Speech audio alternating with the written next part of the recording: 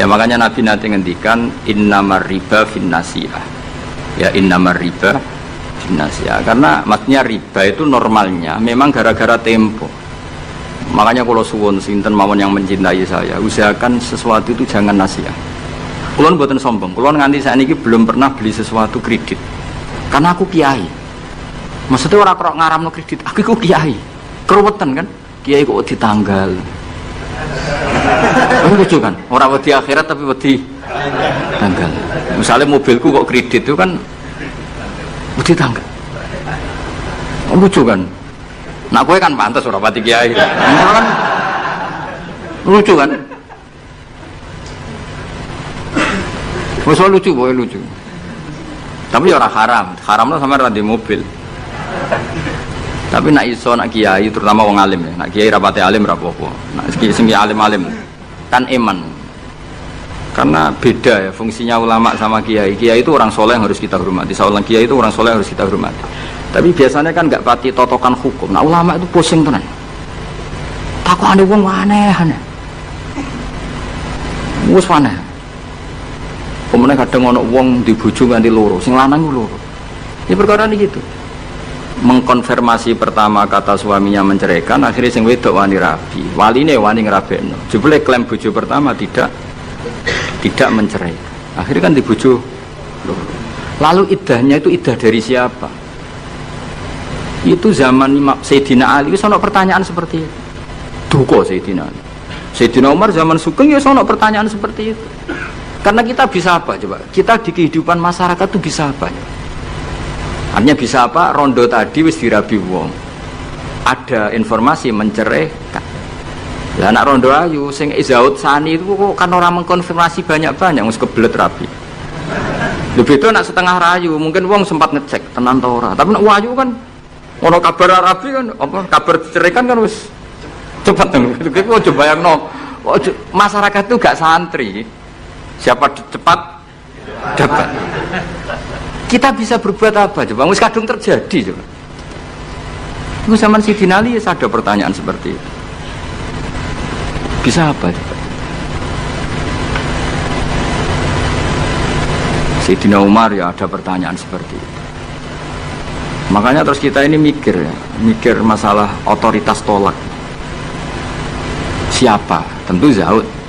Tapi alhamdulillah di fikih-fikih kita, saya termasuk orang yang paling gigih mengkaji fikih fashun nikah. Di fikih kita itu memang perempuan tidak punya hak tolak, tapi punya hak tanging mangkele anaknya didakok meja. Pakani kitab. Jadi orang rafa mau ngamuk ngono tok. Saya punya teman hafal Quran, tiap deres itu pertama gak apa-apa, bareng suwe-suwe. Apa nak deres terus warak. Saking ekstrimnya perlawanan istri. Tapi ngono lah ya ora rafa. Ya tetep dia anak, ya tetep lucune wong wedok kan ngono. Ngamuk lah ya tetep ae dia anak. Jadi dunia ini penuh keajaiban. Jadi kalau di tonggo itu tukaran terus, tapi anaknya tetap kakak. Neng kene padha. Alhamdulillah bagus. Jadi tukarannya ya terus, gawe anak ya. Ngono nganti tua ya ora pegatan. Ngerti-ngerti anake 8. Judes kabeh kok terlatih ngono omah. Mulane wong wis kudu yakin rahmate pangeran. Ora ana zat sebaik Allah. Wong tukaran entuk rahmat. Lho rino tukaran bumi untuk jatah. Solares urip wis pokoke syukur napa? Syukur. Serau sama macam-macam. Pokoke urip iku syukur. Seneng ning donya wis rahmati Allah wis wa rahmati wasiat. Sarai iso rahmati Allah dibatasi keluarga harmonis sing iso nyukupi bojone sing ora iso wa rahmati wasiat. Sing ra iso nyukupi ya untuk jatah, sing nyukupi untuk jatah wong pangeran ora kena diatur. Mulan kula nu termasuk kiai yang enggak setuju ana kawin dinasihati ngene ora perlu. Angger pangerane cek Allah lan selalu pangeran ya Allah ya mesti Allah, tetep rahmate luwih jembar timbang kesalahan kita. Wis mesti. Ya nyatane yo, coba kalau kita memenuhi standar fikih. Iku wis pegatan kabeh. Bojo ra iso nafakahi oleh di fashun nikah. Mbok bojomu kok cacat sing ngilangi syahwatmu ya iso oleh di wis ruwet-ruwet. Kula cek eling dawuhe Mbah Mun. ngaji fikih. Nak sugih wajib nafkahi 3 mut mbok pira. Nak sedengan 2 mut. Nak melarat sak mut wae ana urutane. Nak ra iso nafkahi sakmene boleh fasun nikah. Mbah Mun ngaji fikih. Santrinya saya. Itu terakhir Mbah Mun ngendikan ini. Iku apa kawin apa dagangan. Mergo kemudian di fikih itu ada hukum begini, hukum sing rada aneh, yen fikih itu aneh. Jika dalam 1 hari 2 hari bojo iku utang untuk kehidupannya sendiri, maka minangka utange zaud, utange suami kan gitu. 1 bulan bojomu utang tonggo ning toko untuk nafkah dirinya dan anaknya. Minangka utange zaud ta zauja? Zaud. Tapi dhewe Mbah, untungnya wong Indonesia ora ono pikiran ngono. Jadi misalnya sing wedok diutang kok dekne di rezeki ya disaur dhewe. Kemudian nek sing lanang wis ketok ustaz, malah sewenange pol, di guru mubal, di bojo mubalek wis sewenang. Kemudian nek bojone khotib wis sewenang, wis kan apa kowe. Kemudian hafid ngono sewenang. Hafid, khotib, mubalek, ustaz itu perangkat-perangkat untuk terbebas dari apa kewajiban nafkahi. Yo ngali. Lha iki takok ustaz jeneng arep. Jadi barokah status ustaz itu mertua ya sewenang. Gak kodak nafkahilah ya sewenang. Pemene iso nyuwuk sithik-sithik oh sewenang wis. Alhamdulillah yang ngimami tahlil sewenang. Sewenang. Mesti ku anggap ae wa rahmati wasiat kelas. Rahmati Allah iku nyukupi kabeh apa wae. Cek sing sapa wae. Jadi cara Mbah Mun fikih ora setuju. Jadi apa mau apa dagang gitu. Jadi oleh bojomu nyatet dalam seminggu ini punya utang 300.000, terus ustaz teko khutbah utangem. Tapi itu enggak terjadi. Sing wedok malah kerja dhewe, sing kiai ini dimotivasi semua kok kiai untuk langsung kerja aku Pak. Wah, alhamdulillah. Alhamdulillah. Santrine yang akhir ketemu kancane alhamdulillah barokah bojoku sing kerja aku mulang tok alhamdulillah. Piye melanggar hukumnya pangeran alhamdulillah. Ya aturane ar-rijalu qawwamuna 'alan nisa. Tapi piye ku sing mlaku? Mbok dhisik wali songo le ndonga mbok piye iso fikih Indonesia rubah kabeh. Sangka tajibu ala zauji nafaqatu zaujati. Fikih Indonesia gak wali zaujati nafaqatu zaujiha. Jadi fikih rubah. Berhak bagi zaujah menafkahi zaujiha. Jadi kan fikih kan tajibu ala rajuli atau ala zauji nafaqatu zaujatihi. Tapi ini Indonesia gak. Pokoknya di sing ono dinggo. Mustate ra apa-apa wis akhire. Ya mulane dawuh Mbah Mun, aku mau omah bape dagang gitu. Perkarane tadi nak istri itu utang cara hukum minangka utange. Dia nak utang alpat tak tuntas. Maksudnya utang senggo harian, utangnya alpat Fortuner ya gak kuati ya. Pemenang kartu kredit terus. Cerita ya, jadi Allah ini pun menyindir kalau jenengan. Jadi ayat sing paling panjang ning Quran itu ayat den. Mereka anggar uang diutang mesti ruwet urusannya. Kowe tahu ngapal Quran pusing ayat den. Sak lembar ya, sak halaman ya, sak raya betul gitu. Ya ayyuhalladzina amanu idza tadayantum bidainin ila ajalin musamman faktubu wal yaktub bainakum katibun bil adl terus wala ya'fakatibun ay yaktuba kama allamahu wa fal yaktub wal yumlil ladzi alil haqq wal yattaqillaha rabbahu wala yakhas minu syai'an terus fa in kana ladzi ali haqqu safihan aw dhaifan aw la yastati yumillahu wa fal yumlil wa yumlil. Iku pangeran oleh nyindir cek apike. Nak wong sing ngutangi iku rondok goblok utawa pinter. Jadi mulai dhisik iku kadang wong goblok ku sugih. Mulane bingung nang donya. Yang kadang profesor doktor iku kerja ning pabrik. Sing duwe pabrik ora tau sekolah. Kadang ustad iso maca muin, mulang ning yayasan. Lho pendiri yayasane ora iso ngaji. Akeh taron. Mergo mau ngerti iku fenomena apa? Ya fenomena warahmati wasiat. Akhirnya wong bodoh iso mimpin wong pinter.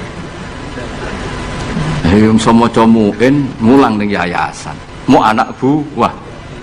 Ketuaan ora tau ngaji. Mimpin ning wis ngarep direktur. Sing iso maca muin, Ustaz, ayo maju ke depan. Aduh. Patekno uang tenan.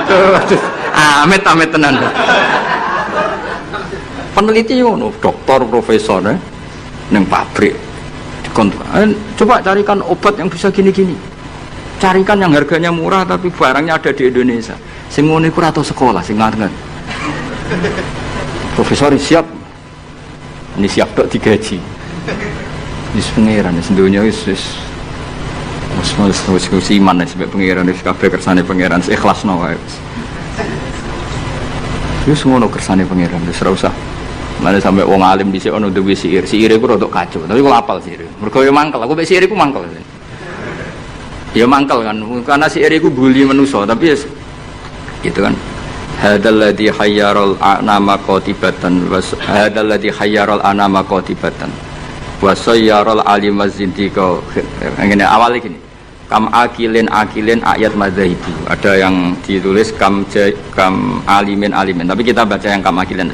Kam akilin ayat madzhabi. Kam jahilin talqahumar suqa. Hadzal ladzi khayyaral anama qatibatan wa sayyaral alimaz dikhri rozintiko. Mulane aku mbek syair iki ra setuju sing bait separuh terakhir. Rodok kacau. Kam akilin ayat madzhab banyak pakar ekonomi. Tapi akhirnya saking bingungnya madzhab ekonominya itu akhirnya ra pinter-pinter. Saya di Kudus itu kerja apa ya? Ndelok retail. Kayaknya prospek. Bareng dihitung meneh. Modalnya dari mana ora sida kerja. Mikir kalau Kudus kota kretek. Berarti harus jualan rokok. Bareng dihitung meneh perizinannya susah. Enggak sida meneh. Sementara wong bodoh pe kerja wae. Ngerti-ngerti suge. Mulane kam akilin ayat madzhabu. Banyak orang punya akal cerdas, punya rumus besar tapi ribet. Kayak kiai pinter ora pinter, iku mesti berkah rapati pinter. Kiai terlalu pinter. Kalau orang Kudus, kiai di Kudus harus gini metodenya. Kulturnya orang Kudus begini, jadi saya harus begini. Tren milenial begini, saya harus begini. Ribet. Saking banyaknya teori akhirnya belum melangkah nyai. Ono sing hafal tahlil penting muka mlaku. Bar tahlil iki, bar tahlil untuk berkat sesuk ono mati berkat meneh, bariku ono wong kawin berkat meneh. Ngerti-ngerti ya dadi kiai tenan. Sing iki jek ngapal iku eksperimen. Wong bodho ngono ning bab mergawe. Anane kancing adol kancing, anane sarong ya adol. Ngerti-ngerti sing bodho gak.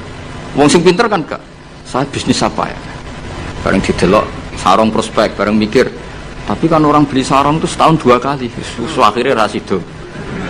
Itu jenis kam akilin ayat madzhabu kam jahilin talqahu marzuqa. Terus hadzal ladzi khayyaral anama qatibatan. Fenomena ini itu yang membingungkan semuanya. Jajal sampean profesor, doktor, tata negara. Kadang dipimpin presiden sing sekolah ini fakultas kehutanan. Nak pengiran sing ngersakno ki apa sih? Ya semua ono pengiran. Kowe kudu rido, iku kersane pengiran apa. Jadi nak takut hukum tata negara ya takut. Gimana Pak ini menurut hukum tata negara? Ya jawab untuk kongkon atasane.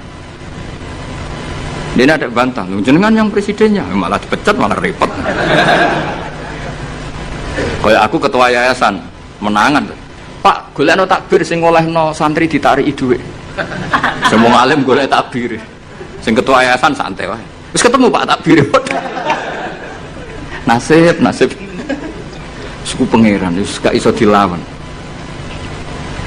Ayo jenenge hadzal ladzi hayyaral anama qatibatan. Ini yang membingungkan manusia. Banyak loh. Direktur ekonomi yang orangnya sekolahnya di insinyur. Tapi kebalikannya, yang nangani perhutanan kadang sing ahli itu yang dulu sekolahnya itu filsafat. Tidak ada hubungannya. Nah, yang bed terakhir itu yang kamu harus gak percaya, itu bahaya kalau kamu percaya. Wasayyarol aliman nikhriro zindiko. Fenomena itu menjadikan banyak orang pinter yang menjadi kafir zindik. Nah, itu yang saya kurang setuju karena masa segitunya itu kan selama ini kita tahu begitu ya mau guyu-guyu dok, takdir misalnya. Ya misalnya wong alim somoco muin dipimpin ketua yayasan sing ra iso ngaji. Kowe dadi kafir zindik apa mau menamuni takdir? Nasib ya. Artinya bed yang terakhir itu kita enggak ikut itulah. Masa sampai segitunya apa? Wasayyarol aliman nikhriro zindik. Fenomena itu menjadikan wong sing alim tahqiq jadi kafir apa? Selama ini kan tidak sampai segitu. Enggak sampai loh. Mau geremang-geremang menapa? Nasir. Gelar apa Kang? Dokter. Kerja apa ning pabrik iku? Pangkat apa? Biasa anak buah. Lah ketuane apa? Ratu sekolah. Itu kira-kira jadi kafir zintik apa mau muni wiridan nasib? Nasib. Alhamdulillah lah. Wes ra usah nganti. Lho nggih memang seperti itu. Kalau nek kecelok wong alim, kadang ibu guyu ini. Saya itu pernah haji plus. Ya model bodoh. Ora bodoh ngenyek wong. Bodoh. Haji di kursus sampai mutawif sing potongane iku maca takrib ora iso. Yo dituwurano detail batin ku sembrono. Sedoso gede tenan iki kok. Kene maca kitab sak foto-foto diterangno. Matane wong. Apa dalilnya kalau bisa romyul jimar qabla zawal? Kan dekne iku karena rapati ngalim, jadi standar wae. Angger romyul jimar ya ba'das zawal. Wes ya SOP standar operasional. Malah. Lah sing kelompok sing alim wong telu. Akhirnya cocokan mbek kula. Sing waras ngalas mbarno sak uni-unine. Sing jelas malaikat do tersinggung, wong alim sing diomongi ngono panjang. Ruwet ra karuan. Dijak nafar awal mau tenan. Padahal negara inginnya kita nafar awal karena shiftnya kloter itu harus sudah cabut dari Mina. Dia nggak mau. Yes, melok bodoh kira. Gusti hari-hari ini kalau ikhlasnya jadi wong bodoh timbang geger. Timbang apa? Kita ini kan sinau kitab nganti sak boto-boto sampai roh carane balang jumroh itu nggak sapike watu sangka Musdalifah.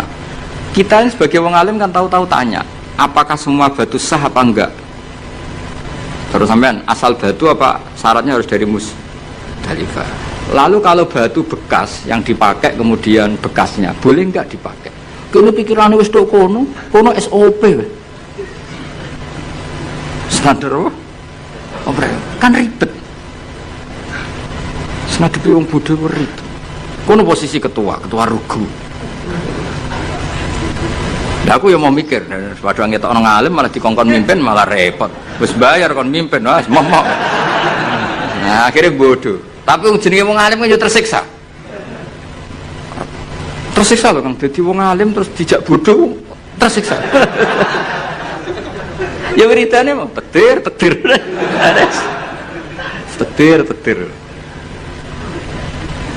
Tapi wong alim tetap harus ada karena orang alim ini yang punya sekian perangkat. Punya sekian perangkat. Lalu ada kitab karangan Sayyid Muhammad tentang Malik bin Anas. Imam Malik itu wong alim lugu. Niku ana wong kepengin ngetokno Imam Malik ku kalah di depan umum. Akhirnya disewakno jenenge Muhammad bin Hasan As-Syaibani utawa Abi Yusuf, itu ahli usul fikih wong Abu Hanifah. Didikane Abu Hanifah. Sama tak ceritani cerita wong alim. Imam Malik itu wong lugu. Wong lugu itu pokoknya nak ora penting gak kersa ngendikan. Lan Imam Malik ku keramat mergo lugu. Mana sampean lugu ora tak anggap bodoh, tak anggapnya niru Imam Malik. Abu Hanifah itu didik muridnya itu luar biasa. Anak cerdas itu dibiayai. Di pondok no. Kowe oleh boyong nak wis iso ngalahno aku. Dadi Abu Hanifah ora ana ulama ikhlas kok Abu Hanifah. Dekne ku bangga nek dikalahno muridé. Lha bendina debat. Nak murid ora ngalahno rung diboyong. Nak wis iso ngalahno dene diboyong sumeneng deh. Ora ana wong ikhlas kok Abu Hanifah. Dadi dekne ku wong paling ikhlas ning bab itu. Dilawan muridé ku seneng. Mulane dekne bendina debat. Ya tahu debat dengan Imam Malik. Imam Malik juga kuat tidak debat dengan Hanifah. Kuat cara berpikir Hanifah itu kuat. Kau rak kacau ya. Sama tak kayak contoh. Misalnya kita tingkat, rumah no. Kue ceblok kan wong wakeh. Mesti nak onong ceblok itu kan kena salah satu. Ini misalnya ada orang jatuh dari atas, mesti kena salah satu enggak? Kena. Nak sing ceblok gendut, berbobot gitu. Gendut gini. Gitu. Satu seloroh ya. Enggak Hamdani itu seloroh. Hamdani ceblok di tengah-tengah kang. Pertanyaannya, Hamdani itu wajib lengser ke pinggirnya apa harus tetap di situ? Cara sampean nggak jawab aja, latihan ngalim ya. Harus pindah ya tetap kena orang lain atau tetap di situ? Pindah atau tetap di situ? Kalau tetap di situ karena beban berat tubuh, beban berat dosa barang yang mari abot itu. Ikuan, saya ingin nih, orang nahan berat 2 menit sama 5 menit efek di kesehatannya parah mana? Parah 5 menit. Oke, orang tahu jadi ngalim, mana diwarahi rara. Itu ada di usul fikih, di lubul usul pertanyaannya. Ketika orang kena beban kamu 2 menit, kalau kamu tidak pindah kan menjadi 5 menit. Sebaiknya pindah apa enggak? Ya, kamu mau cari orang lah ya. Serempet, sama amatir. Pindah kan? Kalau pindah pertanyaannya, ketika kamu ceblok, itu kan tidak ikhtiar kamu. Sehingga kamu tidak kena dosa, wong ngerti-ngerti jeblok. Tapi kalau ke pindah itu ikhtiar kamu. Sesuatu yang anugerah jeblok ora ikhtiar itu kan relatif dimaklumi Allah wong ora ikhtiar. Daripada kowe ikhtiar terus nginjek arif misal ngrihet.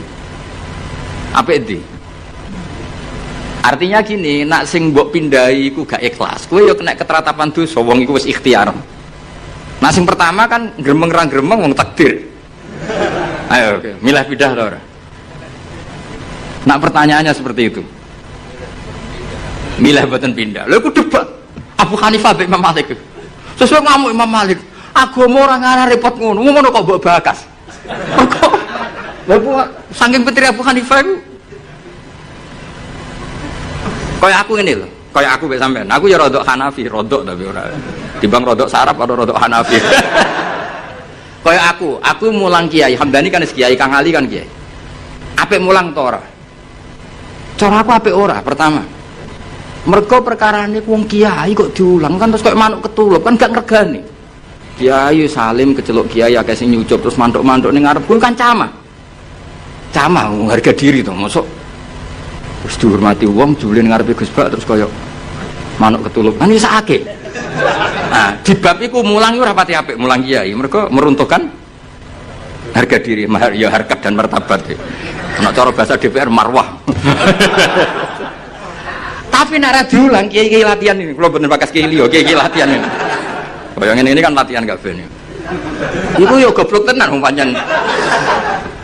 Wong pancen mondok, bener mondok. Ini santrine buyut-buyut kula kabeh niku. Oke, milih ndi? Milih mulang toh. Nak mulang dadekno kiai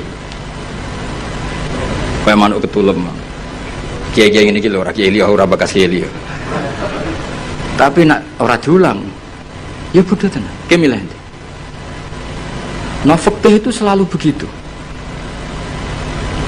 Mulane misalnya gini, contoh paling gampang. Sholat itu sing apik soft awal. Oke, kita sepakat. Tapi misalnya sak Mbah Mun, sak Mbah Sahal, sak Mbah Turehan, sak Mbah Arwani soft awal. Sing khutbah pas muride. Iku ora kesemper nek wis apik. Mung kula nate de kanca jenenge Kang Kusnan niku khutbah. Kanca kula. Lalah Mbah Mun derek salat teng mriku. Lah soft awal. Bar loro yakin. Wong khotib ana munggahe bareng. Mosok khotib amit Mbah. Ayo pusing. Bareng-bareng mudene rodok dulur bar lara 3 dina akhire sowan Mbah Mun. Ampun bali malih, Kak. Nak Jumatan ampun teng mriku. Mudene rodok dulur. Semenjak peristiwa iku niku kanca kula. Kula mboten nate Jumatan kok ngarep. Terutama teng daerah sing wong ngerti nek kula wong alim. Tapi kan gak mungkin gawe hukum ini. Kesunatan soft awal, kecuali wong alim, kesunatan kok buri. Kan ya gak mau wong akeh, fikih kok ngono iku fikih opo kan. Tapi kita nak gak ngono ya sakake. Kowe sebayang misalnya Kang Ali khutbah terus sing makmum aku. Nang ngarep ana soft awal ngono. Lho nak salat biasa kan gak ketok nak salat. Khutbah kan ngandani bareng. Setika dene kiai itu. Khutbah ngono ngandani ne bareng. Jajal kowe misalnya sing makmume misalnya Mbah Mun, wong alim-alim misalnya Mbah Arwani, Mbah Turehan. Zaman akhir, wah ke dunia wis rusak. Pakai zaman wong ora seneng ngaji, nak ngaji ra tenanan. Iki kiai-kiai sing roh kowe ngajine ra tenanan. Iki kan kiai-kiai sing roh goblokmu kok. Sekape ngomong apa jajan? Tapi kan kita orang mungkin ngarang fikih kesunatane kiai nak Jumatan kok. Gurih sama wong akeh hukum apa?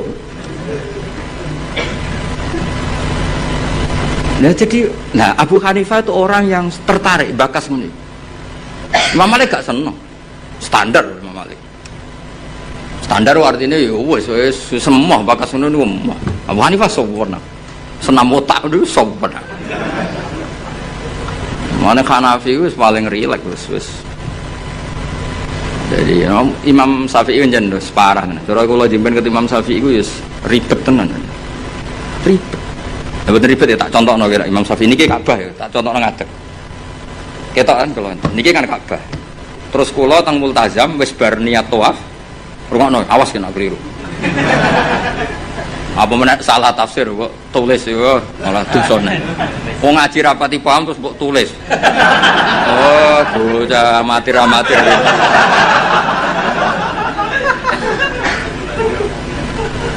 Iki Ka'bah. Syaratnya tawaf dari Imam Syafi'i piye? Jailan al-baita an yasari kan. Siapa tahu rakyat tak biru? Jailan al-baita posisi Ka'bah harus di kiri. Wes kita tawaf kok kene kan iki Hajar Aswad kok kene. Wes tau kaji kan? Kowe urung tau. Sembrono iki. Tukang hadis tau kaji lho iki. Tahun berapa? Wah? 2010 semaju. Ya. Hajar Aswad, wis setar kan? Buareng tok Multazam, tok Ka'bah itu. Pokoknya itu pintu Ka'bah itu apa? Itu kaji. Ya semoga kaji mesah. Ora usah ora apa baleni. Nah, wong kan madhep rene. Ketika madhep rene itu tidak terhitung bagian dari tawaf. Karena pas madhep Ka'bah adalah posisi yang tidak sah dari aturan tawaf. Posisi pas itu enggak sah, bukan enggak sah tawafnya. Dongane sah, tapi posisi itu tidak sah sebagai tawaf. Sehingga kalau dia langsung terus ada setengah meter tubuhi perang sendi 60 cm yang kamu nawafi Ka'bah karena pas itu Ka'bah tidak sisi kiri sampai seangil itu. Paham? Ya tak terang ngadeg amatir repot. Ya kan gini kan tawafan ini. Ya kan? Karena aturan sah kan harus jailan al-baita ya harus gini terus. Suatu saat aku eling utangku terus madhep rene. Ya kan? Nah, posisi seperti ini kan posisi yang untuk tawaf itu tidak sah. Karena tidak menjadikan Ka'bah di sisi kiri. Maka untuk mesti sah itu kamu harus begini, seret, begini lagi. Tiba mundur, bora kalau gini kan otomatis. Ini kan mesti mundur ya, betul. Nah, tapi normalnya uang bareng ini langsung rene kan. Nah itu masalah cara mazhab Syafi'i karena ada 60 cm yang Ka'bah tidak di sisi kiri. Ayo milih Syafi'i tahan Hanafi. Ayo jajal.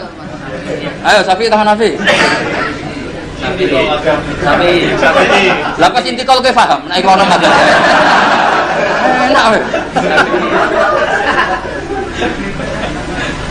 Jadi sampai sebegitunya Imam Syafi'i karena aturannya jailan al-baita. Makanya mu'in kan diterangno, nek kowe ngalami ngono kudu ini to agak balik. Ruwet. Masa mau gampang jadi ulama. Enak jadi wong bodoh, ketemu pangeran. Piye kok tawafmu ngono? Lah mboten nate ngertos. Ya wong. Wes mesti pangeran wong bodoh akeh maklume. Angel kandanane angel. Seruwet itu. Jadi Imam Syafi'i itu ulama paling konsisten. Terus beliau menyarankan jangan dekat-dekat Ka'bah karena takutnya nginjek sadarwan atau pondasi Ka'bah. Karena kalau sekali nginjek pondasi Ka'bah, kowe jenenge gak ngubungi Ka'bah tapi idak-idak Ka'bah. Jenenge muteri Ka'bah ya semuanya kamu puteri. Lah nek kowe ning dhuwur jenenge idak-idak Ka'bah. Kula nak tawaf delok wong-wong bar donga langsung mlaku Gusti jenengan sepurane sing ageng. Mungkin Imam Syafi'i marah, tapi pangeran aku yakin apian. Mulane kula sering ndonga, ya Allah. Umat Kanjeng Nabi niku macam-macam, sing bodoh partai mayoritas. Mumpun niku jenengan sepura mawon ruwet. Kita bisa apa coba kita sebagai ulama? Karena orang itu mesti spontan kan berbegini. Kira-kira spontannya orang kan langsung. Berarti ada sisi di mana tawafnya dia enggak memenuhi syarat karena tidak menjadikan al-bata an yasari jailan al-baita. Tapi aku yakin muga-muga pangeran nyepuro. Wis ngono tok. Ora kok yakin rasa atau sah gak. Aku yakin pangeranmu nyepuro. Monggo enak to kita kok. Lah anak kula kan kecelok wong alim, luwih ruwet. Cara pangeran takok, "Lah mu enem mbok takok ndi?" Nak kowe kan enak, mu en opo Gusti?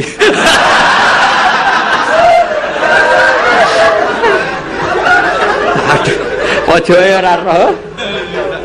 Apa meneh nak kajimu adol Tegal adol sawah tambah sah. Mosok kaji dramatis gak sah. Yo sak akhir iki kajine. Srepet. Lan kula niku sering dikandani Mbah Mun. Wong iku wis ndongakno. Lan aku seneng model Kanjeng Nabi Muhammad sallallahu alaihi wasallam. Nabi iku wis pikirane mbek umate ndongakno. Kok nak memenuhi syarat dan rukun wis ruwet. Tapi aku setuju Imam Syafi'i itu ilmu. Memang yang jenenge tawaf itu ya jailan al-baita an yasari. Ka'bah harus selalu di sisi kiri. Tapi masalahnya ada posisi di mana Ka'bah di depan kita. Nah itu kowe nak kepengin ikhtiyat iki sing urung-urung kaji sing wis kaji wis kadung ya wis. Wis ora usah nyesal wis. Kok tak golekno madhab. Nak ra ono tak golek-golekno. Nak terpaksa ra ono tak rayakno pangeran wis pokoke pangeran apian wae no. Nah donga aku ra mandi tak golekno Habib Tawali sing mandi. Kulo sering ketemu Habib alim tak jaluk itu, tapi mboten kaki kula. Dongakno umat Nabi, koyo bahaya jenengan ya dongakno. Mergo nak umpama ibadah kok sesuai syarat dan rukun tuntas gitu. Ora tuntas piye? Wadang wong saking senenge Ka'bah iku nyemokeli kiswa, dal kiswahe minyakan. Apa itu hukum nganggo dam seneng Ka'bah kok ora oleh. Kula nanti ngandani, Pak nak tawaf men parek-parek Ka'bah. Lha putih tawaf kok ora oleh parek Ka'bah. Piye malah? Ribet tok. Nyekel wangi, aduh ribet. Ora oleh nyekel. Wong ora oleh nyekel Ka'bah iku kiai opo? Aduh. Ribet. Mun bah sak karep-karepmu. Ribet. Lha sampean kan eling kan aturan tawaf apa? Jailan al-baita an yasari. Orang itu menjadikan bait sisi kiri. Tapi biasanya ketika di multazam kan berdoa. Tapi aku terus mulane awas kena mbok tulis ning WA terus cara Gus Bak niku rasa. Semune-mune ku sapa? Cara iku nuruti madhab.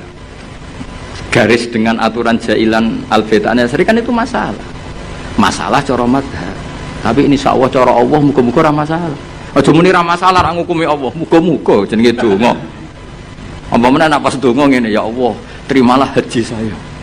Malaikat sing akhirnya kebingungan, ditampa iku salah prosedur. Ora ditampa donga ning nggon mustajab piye jajal. Ayo jajal. Cara kowe dadi malaikat ayo. Ayo milih ndi? Ayo milih ndi?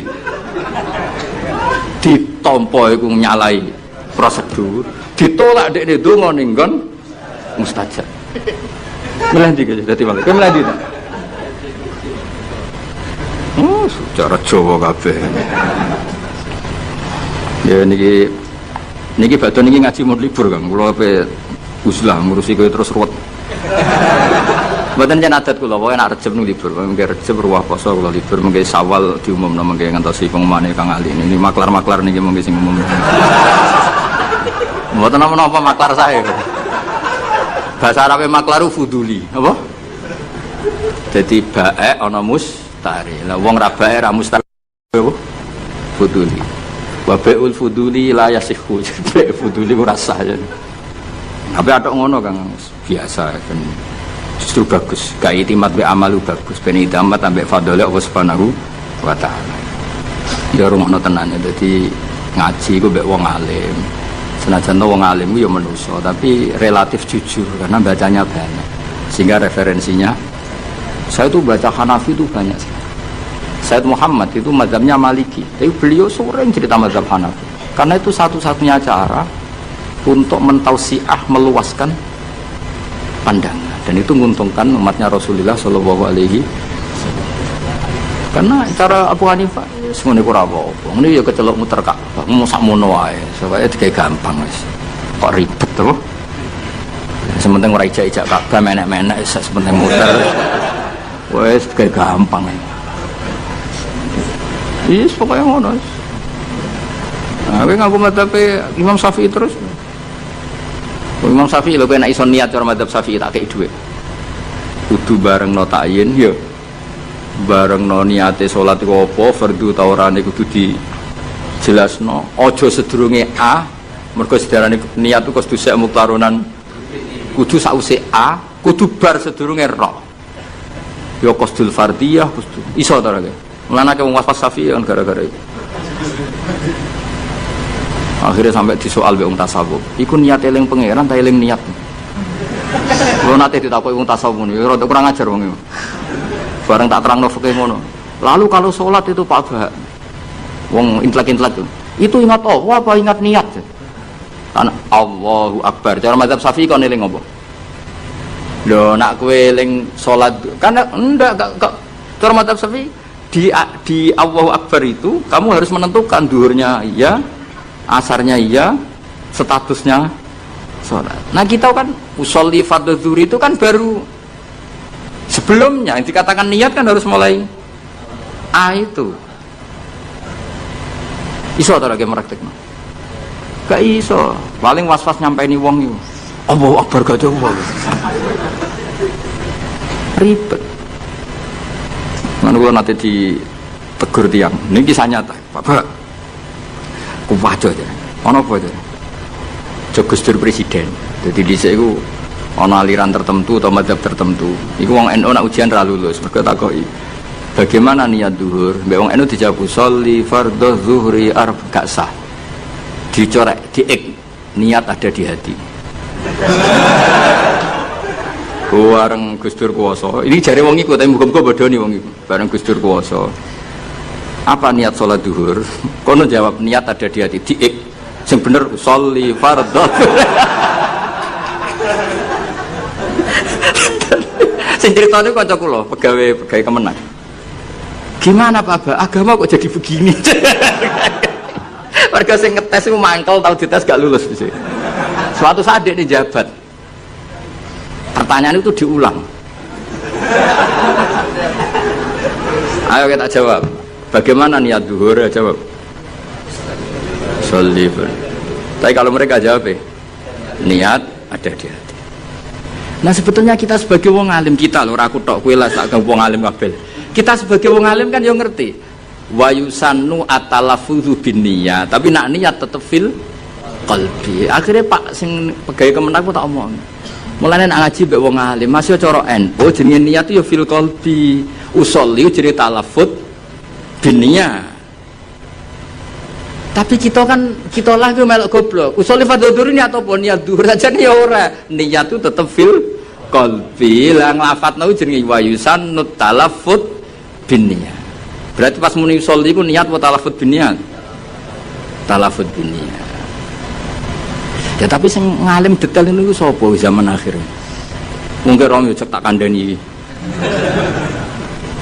Tapi yang penting secara politik mau. Bagaimana niatnya sholat zuhur? Usolli fardhu zuhri diping. Yang benar niat ada di hati. Suatu saat sing sitok puasa. Bagaimana sholat zuhur? Niat ada di hati. Diping. Yang benar sholli fardhu. Ya Allah, Indonesia ono-ono. Ngono hukum rubah-rubah. Nah, terus yang ngono. Gimana hukumnya kunut? Jawab ya. Sunnah. Ana sitoke hukumnya piye? Ya karek sing puasa sapa kok. Repot. Mun kula terusna. Mun kasar ma'rifatu sababin nuzul. Utawi iki bab nerangno ngerteni asbabun nuzul.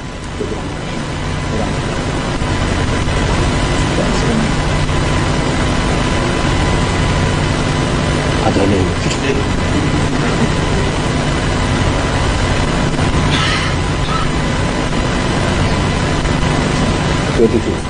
Duwetel kok militer ya. Kurang-kurang menit 27 ya. Nah cara gue jawabnya kan 30 menit ini gak apa 27 detail tahqiq mereka urusan jam jajal takut hukum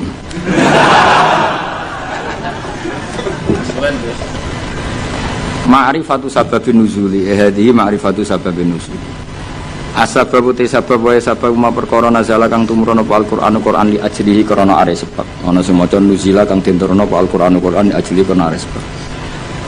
Pokoke kula pesen teng jenengan nggih nak maca Qur'an syukur-syukur maknani ku anut Qur'an nggih.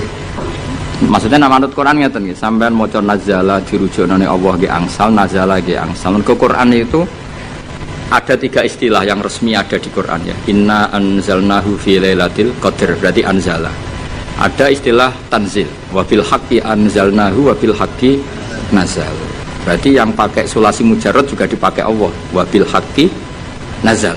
Ya, wa qur'a seperti apa? Seperti itu wabil haqqi anzalnahu wabil haqqi nazal. Sebagian disebutno wa nazalnahu tanzila. Jadi pernah 3 pakai istilah. Sulasi mujarrad nazala dipakai, anzala dipakai, tanzil. Makanya terus kalau kita ada istilah malam nuzulul Quran, apa yang benar itu malam tanzilul Quran, apa yang benar itu malam inzalul Quran. Ini wong kurang penggawean. Mergo inzal itu ning bahasane cah-cah iku maknane wis ngono. Jadi akhirnya kiai-kiai itu milih nuzulul Quran. Mergo kiai aslinya itu sah. Lho sah to wabil haqqi anzalna. Nah anzalna masdare apa? Masdare apa? Inzal. Ya, masuk master mau mikir cowok. Tapi nak diomong no inzal kan saru. Nah yang mulane kiai Jawa pinter malam nuzulul Quran. Sakjane ya sah malam tanzilul Quran. Tapi teke wong Jawa wis kadung salah. Jadi bahasa Arab itu ya kudu di Nusantara no. Mereka ya repot, jadi ini repot. Tunggale kok ngene. Kalau niku kadang ya mangkel mek kitab fikih. Tapi mangkel apik. Sing darani mufti ku sapa? Menusa kan. Jajal ke sekarang kali pidato ngene. Allah telah berfatwa. Kira-kira darani goblok ta ora? Goblok.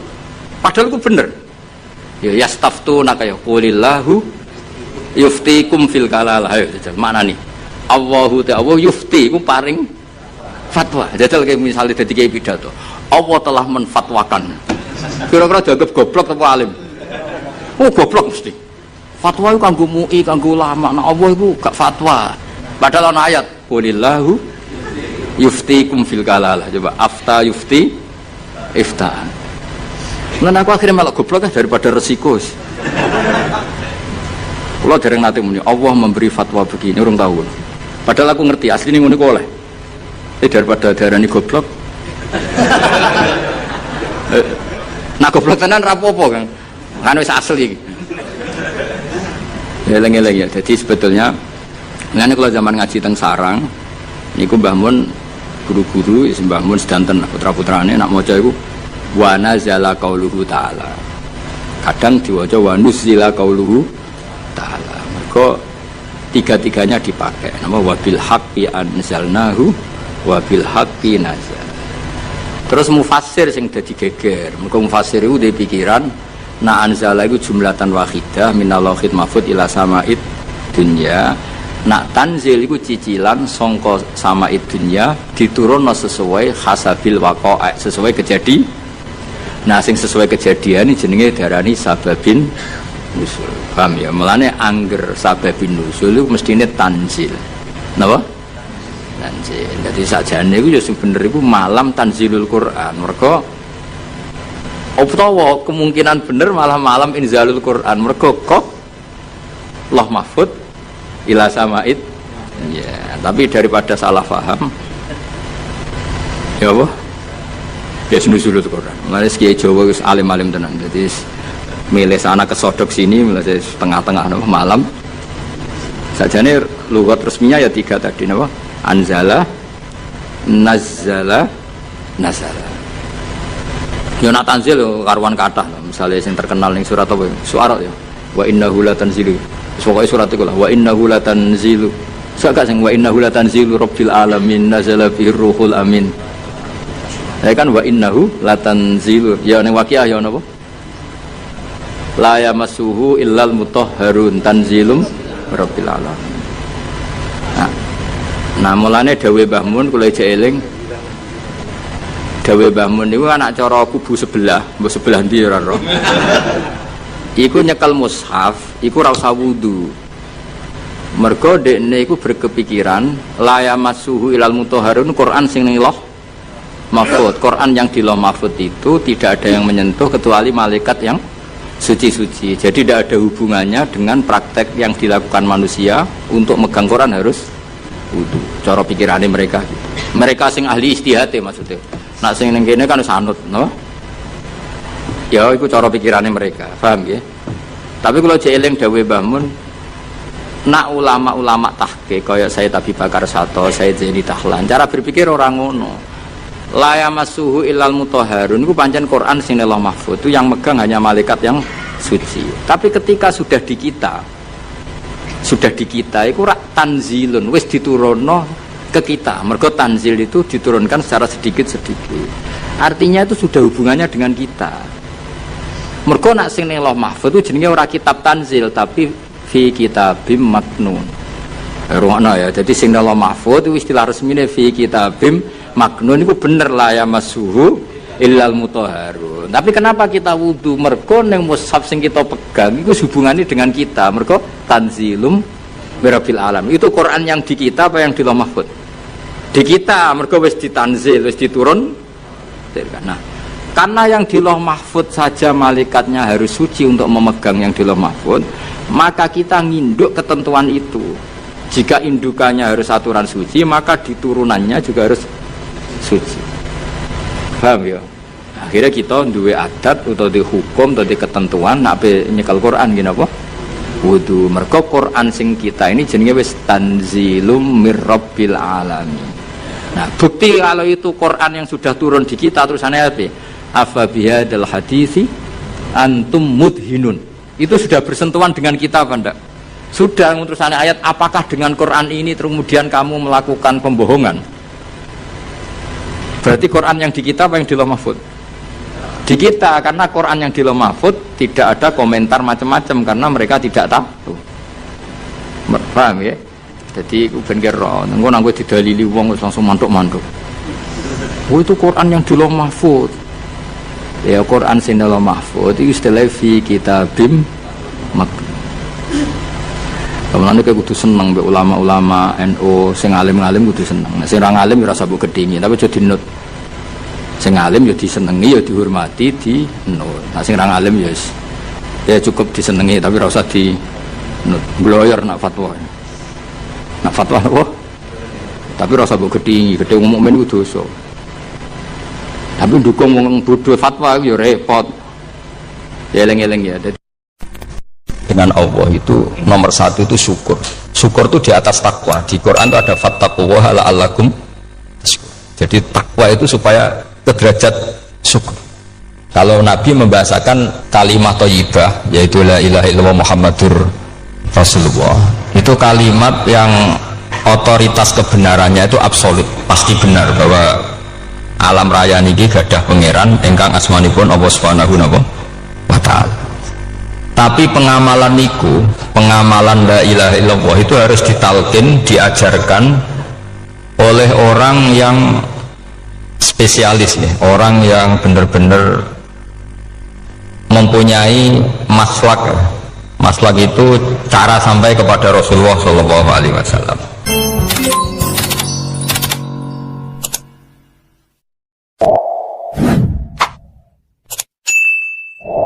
Bismillahirrahmanirrahim. Alhamdulillahirabbil alamin. Wassalatu wassalamu ala asyrafil mursalin sayyidina Muhammadin wa ala alihi washabbihi ajmain. Amma ba'du. Dengan Allah itu nomor satu itu syukur.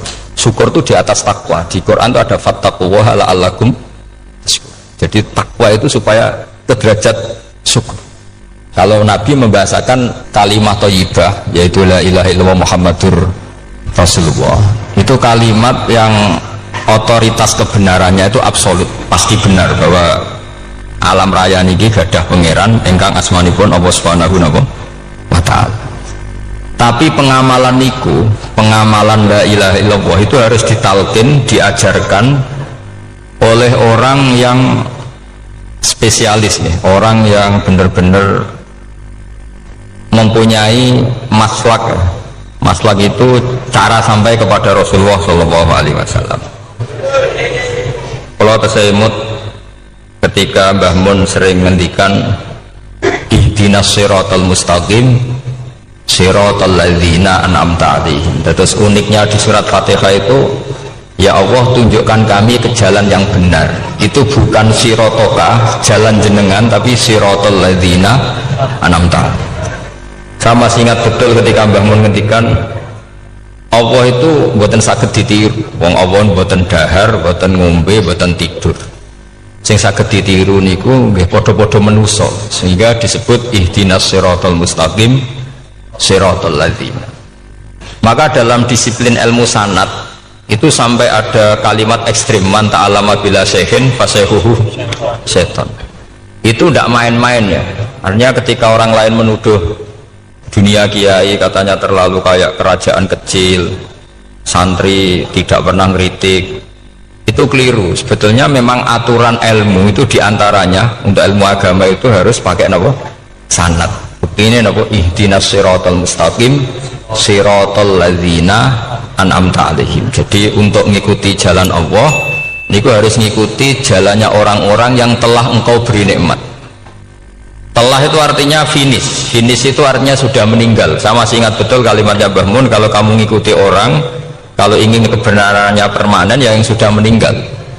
Sepotongan-potongan soleh dadakan ngeten kan nggak meyakinkan.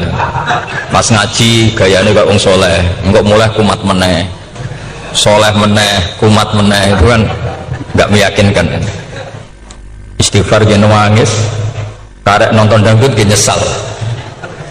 Terus apa ya, nggak jelas no? Terus gak kasil maksiat ya nyesal, gak kasil toat ya nyesal. Itu nanti ikut partai wa akharuna atarafu bidunubihim kholatu amalan sholihah wa akharuna sayyi'ah. Jadi orang-orang zaman akhir itu nyampur aduk antara kebaikan dan keburukan. Baik sampean sering sholat sop awal itu ya baik, tapi ya ono sombongi. Maksudnya ono sombongi, kowe iku sapa wani kok ngarep. Maksudnya itu ya ribet kan. Makanya ada wali jadi wali itu karena kalau sholat itu di belakang. Alasannya aku izin mbek pangeran sawane kok ngarep. Jadi ilmu itu macam-macam. Bapak Rian sering dawuh, nak ana wong istiqomah ngimami masjid itu ya apik. Tapi nak keseringan ya perkarane ambisi mau digenti. Jadi istiqomah itu nak keterusan itu ya jadi ambisi.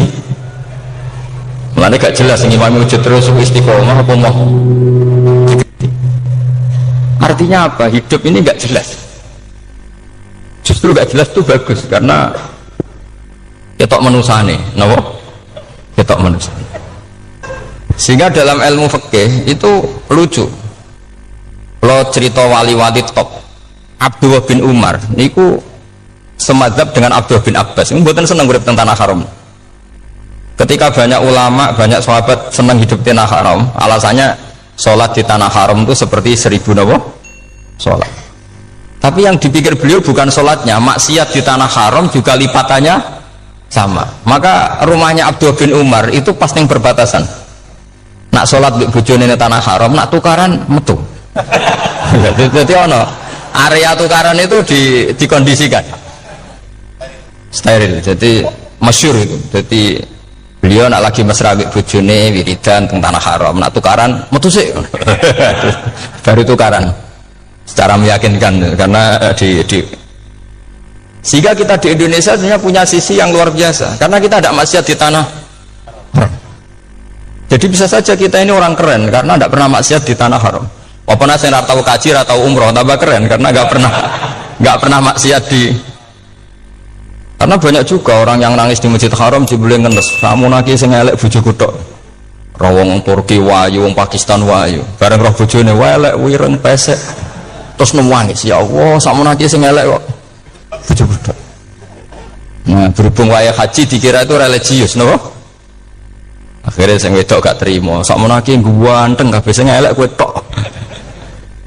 Makanya di haji itu pangeran nyindir faman faradha fihinnal hajja fala rafatha wala fusuqa wala jidala fil hajj. Itu pakai fi ku ing dalem. Jadi potensi maksiat kalau kaji itu fi. Justru pas haji itu pas potensi maksiat. Wong tenggene matof niku nggon tawaf niku. Wis masyaallah wong ayu ki pirang-pirang, wong ganteng ki pirang-pirang. Terus mari geger, mergo rebutan ngambung hajar macam-macam. Jadi pulau suwon ijtihad, dia napa ijtihad itu harus kita dengar. Jadi di antara mazhabnya ulama, termasuk Abdul bin Abbas itu nempat di Taif. Taif itu dari Mekah 3 jam. Alasannya nggak ingin kalau terjadi apa-apa di tanah napa haram. Kita tahu Ibnu Abbas itu mengalami konflik politik dengan Abdullah bin Zubair. Itu ekstrim betul konflik dua beliau. Akhirnya beliau milih di tanah haram, wis tukaran-tukaran lah nak raning tanah haram. Maksudnya geremeng, betul tukaran bacaan geremeng lah, geremeng sidik nak raning masjid haram. Artinya jangan kira orang di Indonesia terus ndak hebat, ya hebat, punya sisi nggak maksiat di tanah haram. Ya misalnya sholat gak ngewarep nang masjid haram, jebule sholatnya ya Allah sini wong. Terus gak ngewarep paling afdol, jebule paling keliru coba.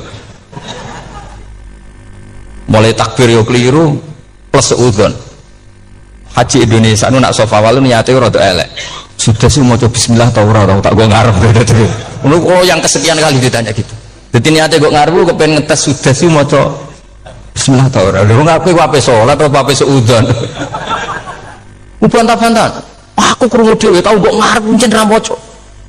Sing kok guri ora maca tapi lonton ora caku kok ngarep ya kepen krungu nyatane ora. Jadi kok ngarep. Terus kedua niate iku balapan ngambung Hajar Aswad. Jadi salate kok ngarep. Sekali salam langsung melayu ngambung Hajar Aswad. Iku niat apik niat elek ra roh, tapi tidak semua yang di sofa walu niate baik. Tapi niat tidak baik itu kadang baik. Itu saking apikane pangeran. Kalau kenangan cerita dari Mbah Mun yang paling saya kenang itu gini. Dulu ono santri nakal. Ya jadi ora dulu tok, saiki luwih akeh, tapi sawangannya cerita kan kudu dulu karena sejarah itu syaratnya harus diomongkan dulu. Jadi aku rada kecewa mbek sejarah itu dulu ono santri nakal. Saiki luwih akeh. Niku kepengen nginceng ninge mergo ning wayu. Niku dhisik jarang ning sepedaan motor ngalor ngidul ning pasar Bangilan jarang. Dadi nek kepengen roh iku kudu dadi bakul banyu. Terus bakul banyu karena satu-satunya acara wong ayu kudu dadi bakul banyu nyamar. Bakul banyu ngisine ning jero jeding. Ya kadang ya roninge rajil bapan macam-macam. Kiai ini wali tenan, bukan wali debutan, bukan wali senior lah, bukan wali betul. Nah, sampai saiki dadi wali kan wis ora ono kuota wali, segelem ra gelem jumlahnya supaya tetap ada terus diangkat ngoten mawon wali. Ini bertahun-tahun.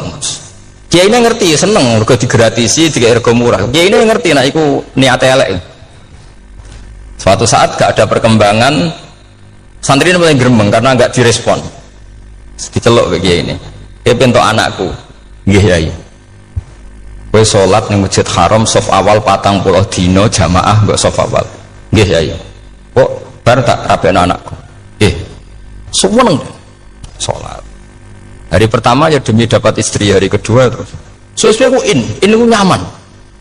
Betapa nikmatnya sujud, nikmati rukuk terus nyaman. Saking nyamannya aku berkebutuhan sholat di sofa awal. Bukan karena cewek tadi. Barang hari ke-40 diparani mbek kiai ini. Aja mulai tak rabekno. Loh. Mboten saged, Mbah. Jare nek wis sholat 40 dina tak rabek. Mboten sholat diterima untuk cawe tok. Mboten. Mboten ngenyak uang sholat di timur dijoli. Jadi orang nggak bener itu kadang ya jadi bener.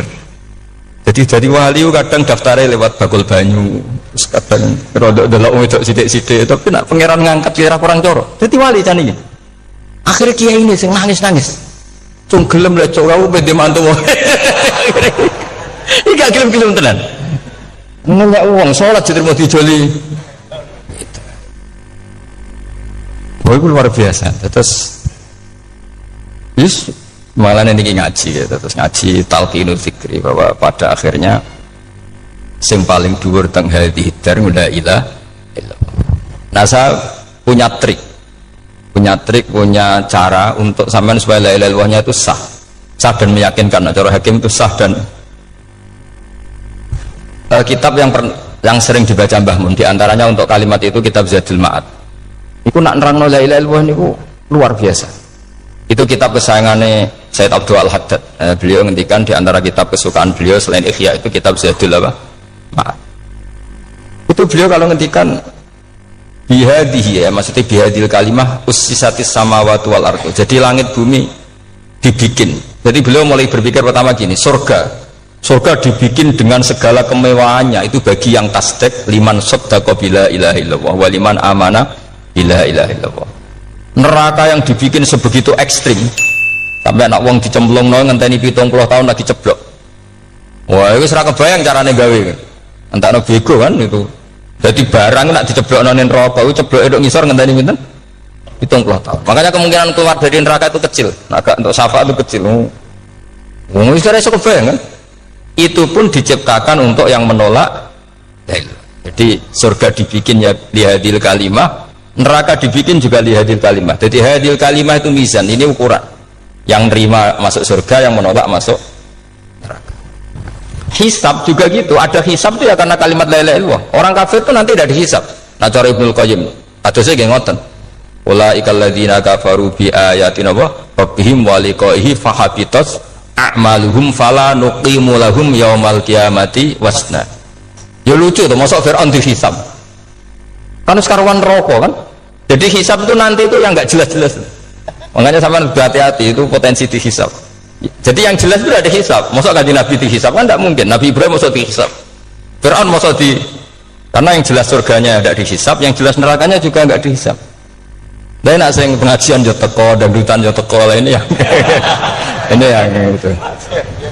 Ya itu hisab itu. Dulu biskop ya bayar, mlebu masjid ya bayar. Cuma ada biskop 10.000, nak ning masjid 2.000. Ya hisab itu nanti. Jadi orang kafir yang karuan kafirnya itu istilah Quran fala nuqimu lahum yaumal qiyamati wasna.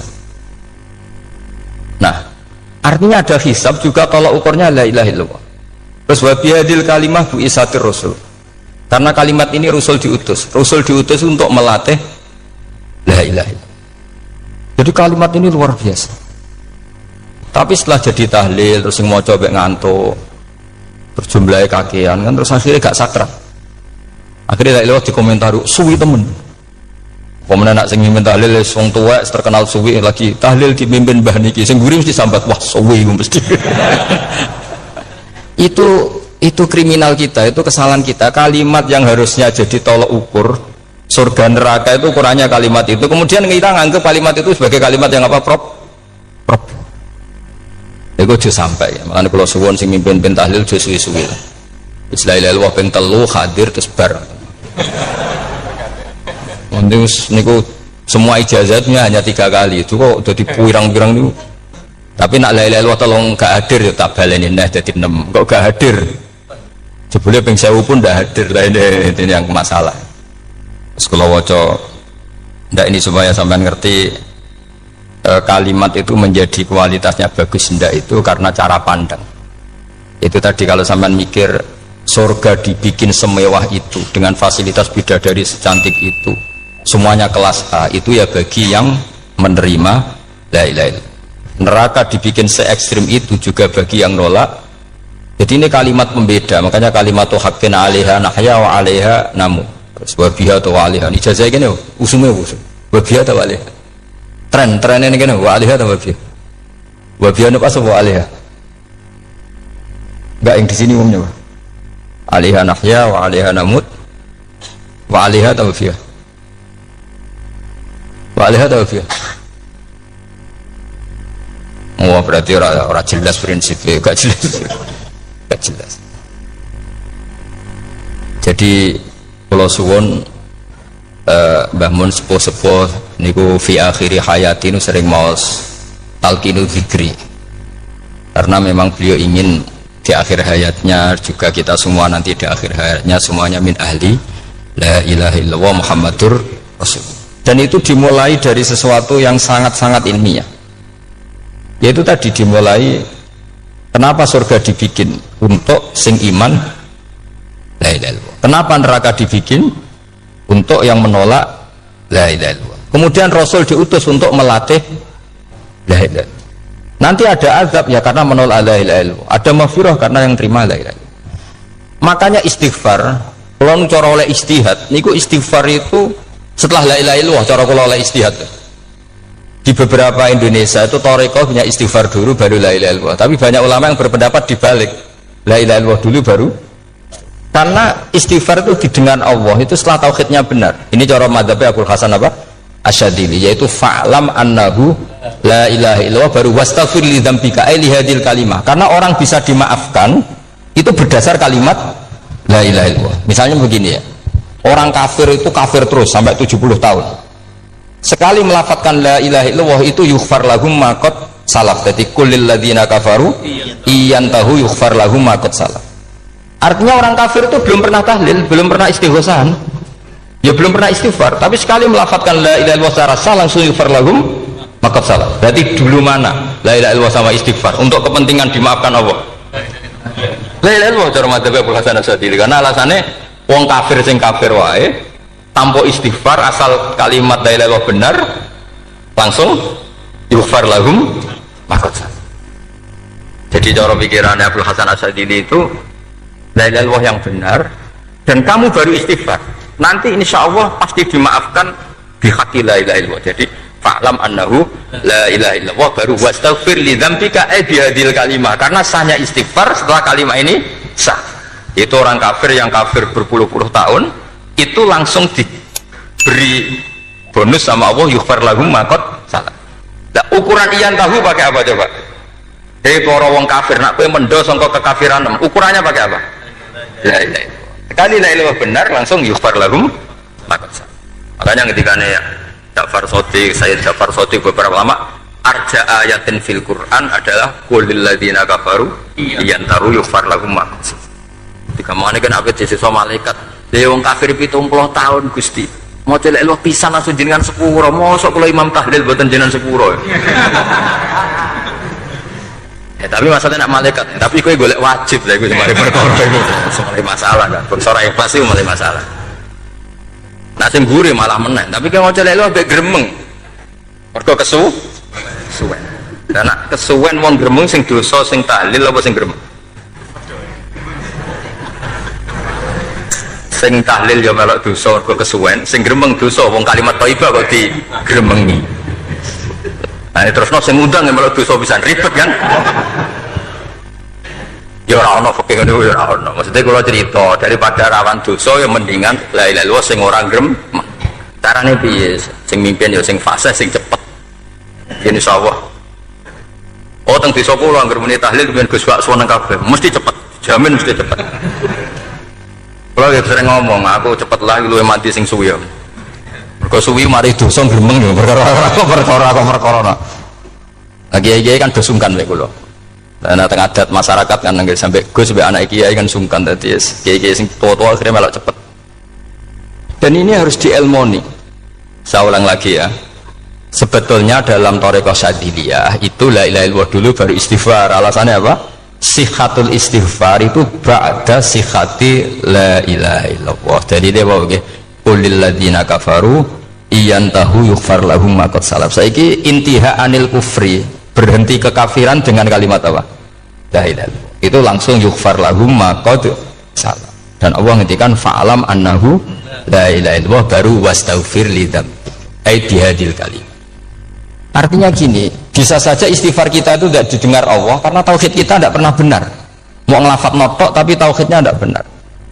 Maka terus dibutuhkan latihan-latihan dari ahlul ilmi, misalnya kayak Imam Sanusi, kayak Imam Asy'ari, itu pelatihan-pelatihan la ilaha illallah dengan pemaknaan yang luar biasa. Misalnya begini, ambil saja la ilaha illallah itu dengan makna seperti ini. Tidak ada sesuatu yang maujud kecuali disebabkan oleh yang super maujud. Alam raya ini, langit bumi ini kadung berstatus maujud. Kan nggak mungkin yang maujud diciptakan yang tiada. Nah ngono mau hadhil maujudat khalaqaha wajibul wujud. Lah wajibul wujud ini yang bernama Allah Subhanahu wa ta'ala. Maka kualitas Anda iman itu lebih tinggi. Selama ini kan enggak. Orang ono pangeran kecuali Allah. Terus Allah itu yang siapa?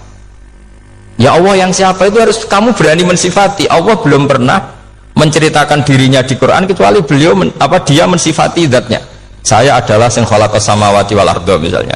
Saya adalah zat yang begini. Karena itu dengan cara itu bisa dikenali. Ya, dengan cara itu bisa dikenali. Makanya Allah itu harus kita kenali, yaitu lewat ma'rifatullah. Ibadah tertinggi adalah ma'rifatullah. Ya caranya ma'rifat tadi dimulai. Gak mungkin alam raya ini kemudian diciptakan oleh al-adam, sesuatu yang tidak ada. Pasti yang namanya maujudat diciptakan yang maujud.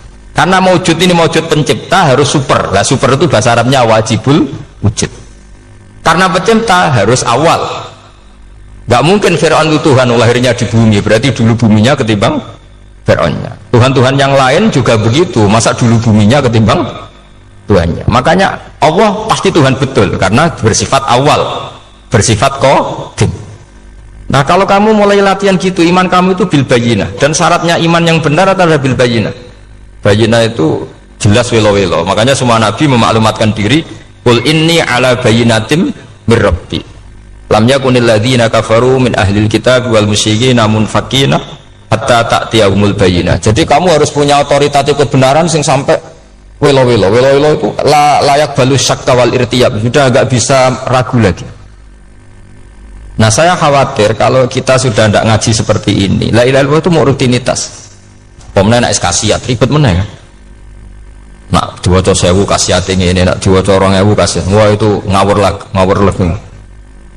Saya itu kemarin ketemu banyak orang pintar lah di Jogja. Itu saya cerita, mereka tanya saya, Gus kenapa engkau jarang berdoa? Saya bilang saya itu sering berdoa, cuma mungkin Anda tidak tahu kata saya. Doa itu syaratnya harus setelah sihatil iman, imannya itu benar. Dulu ketika Gerwani itu kampanye komunis itu gitu, anak-anak kecil disuruh memejamkan mata, ayo kamu minta permen sama Tuhan. Ternyata nggak dapat permen, suruh memejamkan mata lagi, coba minta sama bu guru, terus dikasih apa? Permen. Oh berarti yang ada bu guru bukan Tuhan. Artinya apa? Kalau umat Islam ini Islam ini kamu jual dengan doa, kemudian doa dipakai tolok ukur Islam bener apa enggak, habis kan? Banyak orang ingin jadi Kapolri, jadi gubernur, jadi apa, seundang orang-orang kondungo. Terus nyangoni akeh gak mandi, mesti dihujat deh. Dan sing dongo yang ngerti arah mandi, potongan wong seneng duit itu kan insya Allah mandi lah kan kira-kira gitu. Jadi korbannya itu Islam kalau terus menerus doa yang dipakai apa? Transaksi. Maka doa itu nomor 2 atau 3, nomor 1 itu ya iman tadi, ma'rifatullah itu nomor 1. Bukan doa, karena kalau doa dijadikan nomor 1 takutnya itu dipakai ukuran. Makanya ketika orang kafir minta sama Nabi, minta itu ya bahasa Arabnya doa, untuk mengubah Mekah jadi begini, untuk mengubah Mekah jadi makmur, jadi ada sungainya, roh. Nabi gak mau. Padahal Nabi kalau doa pasti mustajab apa enggak? Tapi andikan itu diturutin, maka ukuran iman selalu pakai doa. Dan itu bahaya jangka panjang, karena Nabi perso pengganti beliau-beliau kamu-kamu yang nanti doanya tidak mandi, itu bahaya, itu tidak prospek cara hitung-hitungan. Iya nak zaman Nabi itu nggak mesti mati. Nah, ketika era sampai dia nak kiai tenan pak, oh cuma anak suge kira kiai kan ribet. Mungkin ada kiai ora suge kan ribet kan. Maka kita sebagai ulama itu punya hitung-hitungan. Nah beda dengan pakai ma'rifatullah. Misalnya begini, ini contoh paling gampang. Orang kafir itu dulu mengukur kebenaran Muhammad, mereka tentu manggilnya Muhammad. Muhammad, kalau kamu mengklaim bahwa orang mati bisa hidup lagi, coba mbah-mbah kamu yang sudah mati bangunkan. Kalau bisa berarti kamu benar, kalau enggak ya enggak. Pertanyaannya itu yang faktu bi abaina in kuntum shodiqin. Pertanyaannya, mengukur kebenaran dengan cara itu yang bikin standar siapa? Nah, Nabi itu sempat terdesak karena itu dipakai ukuran. Tapi kalau pakai ilmu mantek, jawabannya lebih gampang. Mengukur kebenaran dengan cara itu versi siapa? Versi saya. Kamu benar itu kalau bisa membangkitkan orang mati. Terus dari Nabi, ya kalau versi kamu ya kamu yang membangkitkan, nanti ditanya bareng-bareng. Loh ini kan kita seperti itu kan, kita sering Artinya apa? Islam ini yang bisa mengawal hanya ilmu. Doa itu nomor 2. Yang bisa mengawal Islam hanya fa'lam, harus ilmu annahu la ilaha illallah. Ketika orang kafir lo tanya, Muhammad kalau kamu Rasul betul, fasayir jibala Makkah, jibala Makkah kamu jalankan kemudian jadi emas. Dan orang-orang yang mati bangkitkan. Kemudian kita tanya, adinuka hakun amla, agamamu benar apa enggak? Nabi andikan minta kira-kira dituruti Allah apa enggak? Pasti dituruti.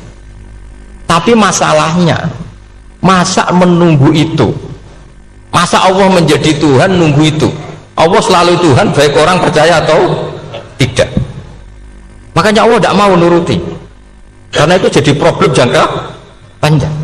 Ya kalau Nabi mustajab doanya, terus era umatnya seperti ini, sing kiai ini bendino dalah ele mesti mandi dongane. Gue langsung tirakat lah, gue mesti mandi dongane. Nak bab donga niku wis padha wae lah. Misalnya mesti mandi, nak wong waras mesti dinggo donga husnul khotimah, ora dinggo golek sugih, mesti amatir.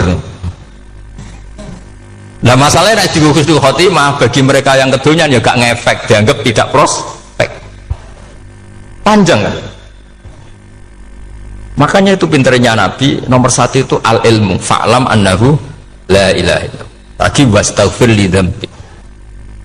Gimana kalau suwon, kenapa ini jadi tambah mun, kenapa akhir-akhir beliau sering talqinu zikri, sering melatih zikir? Itu sirinya diantaranya bahwa kalimat ini harus menjadi kalimat super, kalimat sing alaiha nahya wa alaiha namut wa alaiha nub'ats atau wabiha nub'ats insyaallah ta'ala minal amin. Ya itu tadi, kita sebagai kiai itu ikut menjaga ini, jangan sampai kalimat ini membosankan. Tahlile suwi barbar segitu ono sing nyoal la ilaha illallah Muhammadur Rasulullah lane kurang panjang, wakaf Taurat terus panjang. Bahwa agama ini dimulai hatta ta'tiyahumul bayyinah. Jadi sesuatunya harus benar-benar sampai jelas.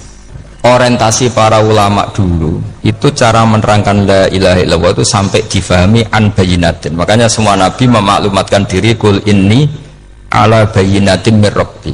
Sampai di situ. Dan semua cerita-cerita di tafsir Jalalain di apa-apa itu ukuran kebenaran itu lam yakunil ladzina kafaru min ahlil kitab wal musyrikin namun fakina hatta ta'tiyahumul bayyinah. Mohon maaf. Maka semua kita itu harus punya kecakapan untuk merangkai dalil. Kalau ada pengalaman saking kitab-kitab turos, kitab-kitab dulu. Itu ketika beberapa ulama ditanya, dulu ketika ulama-ulama dulu berdebat tentang apakah imanul muqallid, imannya orang yang tidak bisa berargumentasi tentang Tuhan itu diterima apa enggak, rata-rata ahli sunnah bilang diterima, tapi tetap dengan catatan itu potensi goyah. Itkul man qallada fit tauhidi imanuhu lam yakhlu min tardidi. Tapi ternyata ulama-ulama itu prakteknya juga mengajari masyarakat supaya ada sedikit dalil atau kepastian logika. Masyhur itu ulama dulu ketika tanya orang-orang Arab, orang-orang desa, ya Arabi, bima arafta rabbak, kamu kok tahu kalau Tuhan itu ada, itu gimana? Jawabannya mereka meyakinkan, al-ba'ratu tadullu alal ba'ir wa atharul aqdam yadullu alal masir. Ono tletonge sapi ya mesti ono sapine, ono atharul aqdam artinya ono tipake wong liwat ya mesti ono sing liwat. Sehingga itu sudah dianggap cukup, kalau ada makhluk ya ada khalik. Artinya terus menjadi gampang ketika Allah ngendikan misalnya am khuliqu min ghairi syai'in, mosok hadhil makhluqat sing maujudat kemudian khalaqahal adam, itu kan gak ketemu akal. Maka termasuk kekaguman saya sama kitab Fathul Bari sarahnya Bukhari itu ngendikane wahada sing inda ahlil mantak yusama iltidzadan aklian, bahwa agama ini harus ada kenyamanan secara akal. Kalau Nabi membahasakan wajadah halawatal apa? Iman. Iman yang manis itu misalnya kita profesor, kita ilmuwan, kita seorang yang top, yang paling cerdas di dunia. Kemudian kamu secara agama didogma oleh pimpinan agama kamu. Kebetulan pimpinan agama kamu misalnya komunis. Terus diberi ajaran misalnya hadhil maujudat khalaqahal adam, yang maujud ini diciptakan ketiadaan. Kan mungkin profesor lah mesti stres. Iya, Wong Adam kok ciri utama ketiadaan ya layu asiru saya tidak ngefek. Bandingkan dengan misalnya kita goblok lah, petani lah, wong paling goblok lah misalnya diajari bumi ki ono mbah wonten, terus sing gawe bumi ono ya ono, wong barange ono kok sing gawe ra ono. Lebih gampang. Lah itu cara Fathul Bari hadatin itu mudah sekali, sahlah qoriba. Kalau dalam baca Said Abdul Al-Haddad itu hadil kalimah sahlah qoriba. Sahlah qoriba itu enak difahami karena ya sudahlah, kalau hadil maujudat ya khalaqal maujud. Berhubung maujud ini maujud khaliq ya wajibul wujud, kira-kira maujud super lah atau kausa prima atau apa. Jadi segampang itu ulama menerangkan tauhid. Nah khawatir saya kalau penjelasan seperti ini sudah hilang terus mau wong takok kasihate nak maca sakmene paket ngene, nak sakmene paket ngene. Lah anak ramadi terus mental. Judul la ilaha illallah yo ngobos. Nah ini kan jadi tersangka. Makanya saya tadi bilang saya berkali-kali saya belajar tauhid, belajar ilmu mantek, itu kepentingan saya hanya satu, supaya orang familiar dengan logika la ilaha illallah. Itu tadi mulai yang pelatihan kelas ringan, yaitu tadi al-ba'aratu tadullu alal ta'ir wa asarul aqdam yadullu alal masir, sampai pelatihan yang agak berat, tapi sebenarnya tidak berat-berat banget karena tadi am khuliqu min ghairi syai'in, masa kalian semua yang sebegini hebat maujudat kemudian kamu disebabkan oleh sesuatu yang tiada. Itu buat sampean profesor lah itu saya logika wong barang ra ono kok nyebabno al-aqdam yadullu alal masir. Jadi ono teledong ya mesti ono sapi ini, ono tipak tracaane tak kaki ya berarti ono wong sing barli. Artinya hadil alam ini atharun min athari kudratul. Sekolah suwun kula wau mun maca sanad talqinu dzikri dari Mbah Mun, dan saya berharap kita ini saling menopang. Makanya saya Gus Yofur itu sering belajar mantek sampai belajar usul fikih, karena nggak bisa kita tanpa ditopang ilmu-ilmu seperti itu, tidak bisa, karena banyak khurafat, banyak syubhat.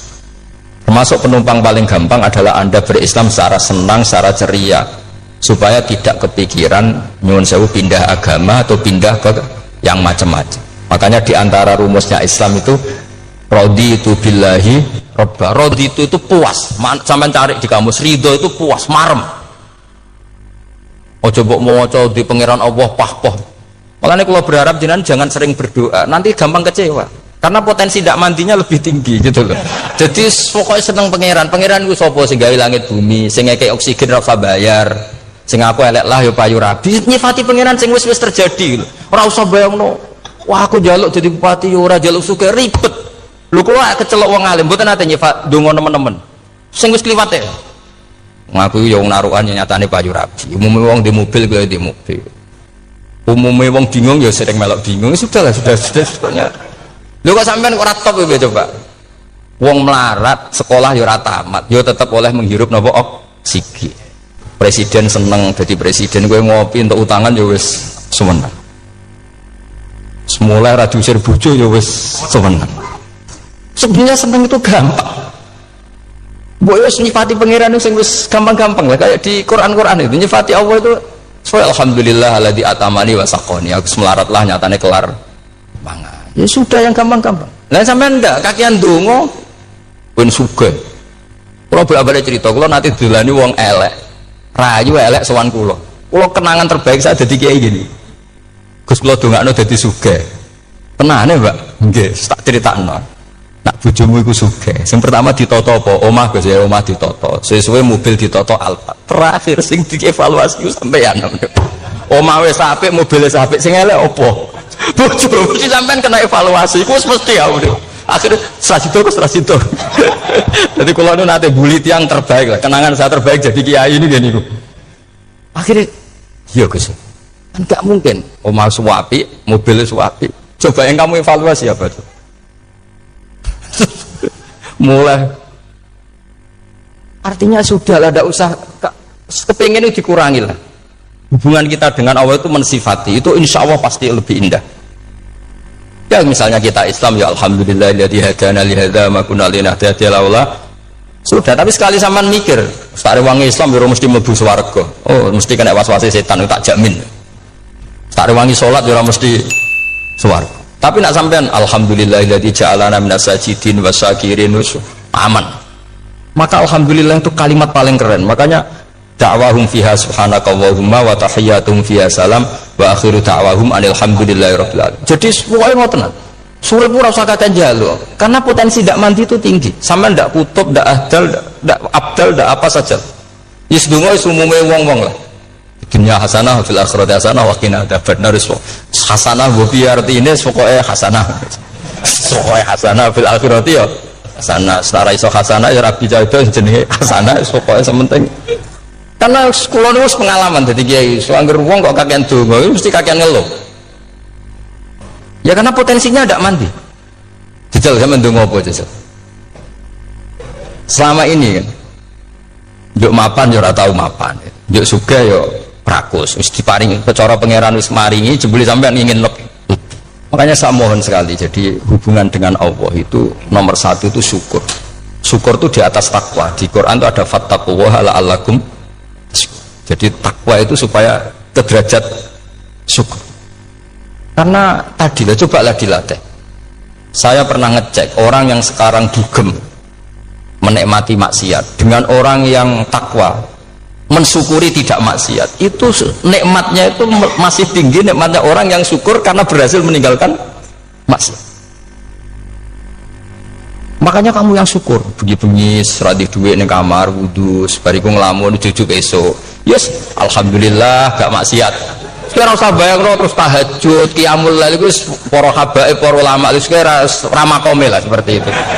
Terus ramakome pangi turu seradan tempire itu alhamdulillah sing gampang-gampang ya. Dan itu memang ajarannya Nabi. Jadi Nabi itu kalau bikin ajaran itu orang sing asbaha aminan fi sirbi sesuai mu'afan fi badani indahu kutu yaumi faka'an nama khizat lahu dunya bi khadafiriha. Jadi bayangkan itu man asbaha aminan fi sirbi ngontrak ya ora diusir sing di omah, kumpul mertua ya ora diusir mertua, kumpul bojo ora diusir bojo, aminan fi sirbi mu'afan fi jasadis urip nak guyu do banter wis bengak-bengok indahu kutu yaumi dina iku iso mangan iki faka'an nama khizat lahu dunya bi khadafiriha. Anggap ae itu sak donya. Lha wong paling sugih gawe kolam renang paling 100 meter persegi. Kowe ndelok laut renang sak kapoke. Pokoke urip sing gampang itu. Kok senengane repot to? Senengane repot. Pokoke kula kepengin jenengan syukur lah pokoke. Lha nggih malah niki pokoke niki kampanye syukur lah. Pokoke karena tadi coba yang biasa donga-donga itu dikurangi lah. Syukurnya dulu yang lho sampean tak arani doa yang mandi itu dimulai apa? Asana Allah. Tinggi mana doa dengan syukur? Syukur. Nabi itu kalau berdoa itu nyifati Allah panjang sekali. Alhamdulillah hamdan katsiran terus wa hamdan wa fi ni'amahu wa yukafi mazida ya rabbana lakal hamdu kama yanbaghi li jalali wajhika azimi sultanik la nuhsi sana'an 'alaika anta kama athnayta 'ala nafsik antal muqaddim wa antal muakhir. Wus panjang. Sampean kan gak muqaddimah suwidi. Dongane sing wis gak dia 13 kalau kan sering mau ikhya itu kalau muji pangeran itu sampai lupa Imam Ghazali saking panjangnya. Sama dulu donga-dongane Nabi itu kalau muji Allah itu panjang sekali dongane sithik mak jenengan muqaddimah alhamdulillah rabbil alamin sampai angob pas donga ya Allah ya Rabbana temenan bes gak dia 3 itu. Jadi saya mohon sekali, agama ini harus bifarohin wasururin. Kalau dungo yang paling kalau kenang sama yang Mbah Mun gini, us farihi namuna amin. Pokoknya kita itu, pokoknya senang. Makanya kalau suwun ini, pokoknya beragama terus senang. Rodi itu bila Eropa, rodi itu kalau anak makna ini marem di pangeran Allah itu marem. Kata Sayyidina Ali lah, kafani izzan antakuna li robban, wa kafani fakhran an akuna laka abdan. Pun gustin tak bangga kulo jadi manusia, mergo pangerane jenengan. Cara di pengiran Fir'aun kan ribet wow. Mati tenggelam jadi ton. Terus wa kafani fakhron an akuna laka abdan. Kula nu seneng banget mergo dadi kawulane jenengan. Misale dadi kawulane presiden ya iso coplok. Kawulane menteri kadang ketangkep KPK. Kawulane wong sugih kadang bangkrut. Ribet kan? Makanya beliau ngendikan kafani izzan antakuna li robban wa kafani fakhron an akuna laka napa abdan. Terus Iki kalau rati provokatif loh. Semoga zaman akhir sampai pandeminya itu syukur ribet. Setelah saya jadi kiai dan penelitian, saya itu berkali-kali didatangi dokter, tentara, juga polisi. Mereka sering bilang gini, Gus saya ini dokter negeri. Saya ke NTT, ke Papua, karena saya muslim, berkebutuhan Islam, maka dibikinkan musola, dibikinkan masjid. Kalau kiai tidak bisa, bikin sendiri urunan mau narik siapa itu. Mau narik tarikan di jalan yang mau nyumbang siapa. Tapi kalau kebutuhan negara karena tugas negara ya difasilitasi negara dan tidak dianggap misionaris karena negara. Begitu juga di beberapa negara yang non muslim kayak di Argentina, di Venezuela itu ada masjid, ada kajian Islam ya karena duta besar dan itu aparat negara. Disinilah kearifan para ulama berkoalisi dengan umarok dengan makna yang positif bahwa agama ini harus ditopang umarok, sistem negara. Tentu di situ ada tentara, ada polisi, ada macam-macam. Kita sebagai kiai juga nggak berdaya di depan para bandar narkoba apa-apa kalau nggak ada BNN. Kita mau apa dengan korupsi kalau tidak ada KPK? Sehingga kearifan para guru-guru kita, mulai Mbah Maimun, bapak saya sendiri, NU, Muhammadiyah, semua ormas-ormas Islam itu pasti maulah kerjasama. Karena kita siapa ya? Kalau tidak kerjasama. Dan di antara pesan Rasulullah SAW adalah yaduwahi ma'al jamaah. Jadi apa ya, kebersamaan itu sudah berkah. Fa inna yadawahi ma'al jamaah. Jadi berkah. Lalu kenapa saya kalau ngaji bawa kitab? Ini agak sebetulnya itu lazim. Lazim itu suatu yang harus. Tapi karena kelamaan balik itu tidak pakai kitab. Seakan-akan bawa kitab itu yang aneh. Sebenarnya aneh mereka.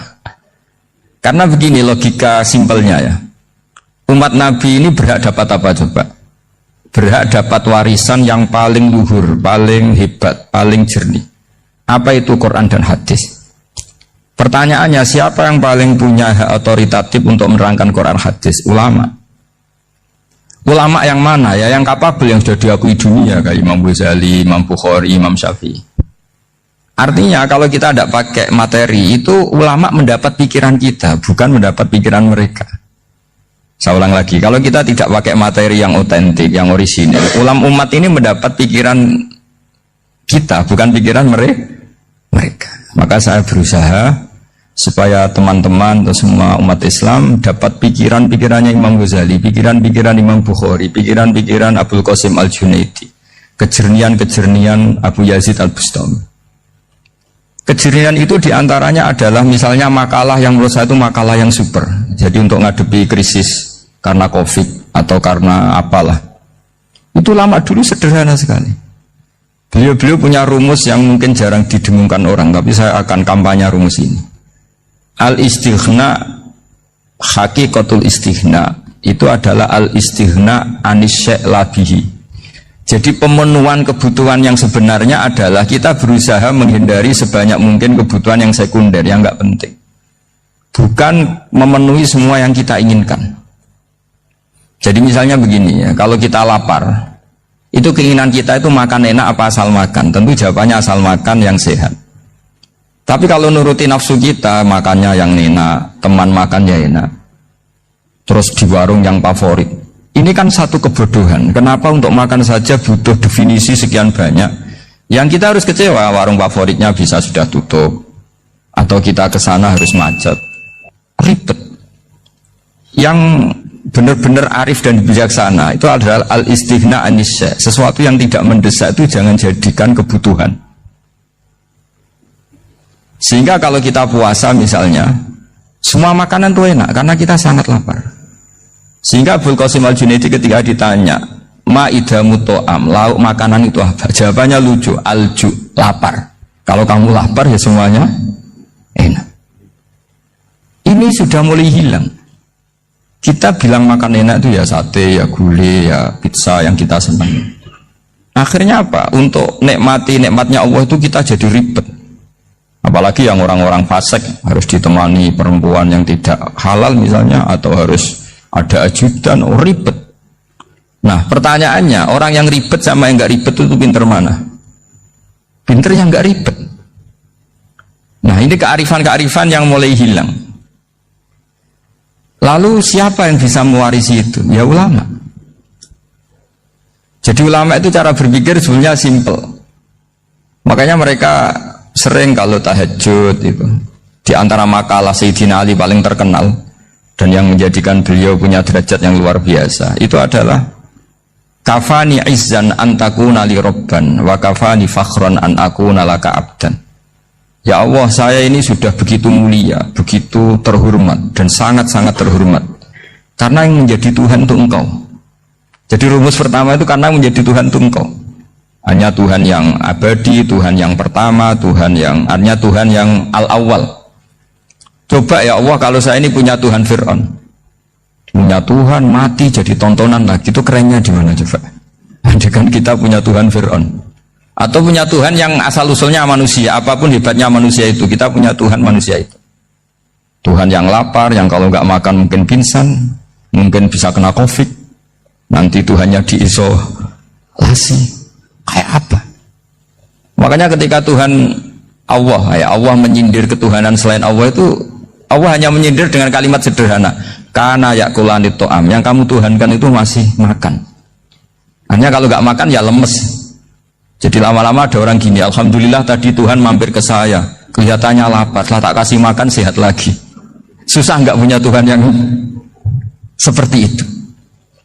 Beda dengan Tuhan kita, Tuhan yang nggak butuh makan, nggak butuh minum, al-qayyum, zat yang berdiri sendiri tanpa butuh yang lain, al-awwal. Sebelum ada langit bumi sudah ada Tuhan kita yaitu Allah. Bandingkan dengan Tuhan-Tuhan yang dipertuhan yang lain, yang adanya setelah bumi, misalnya Fir'aun dan sebagainya.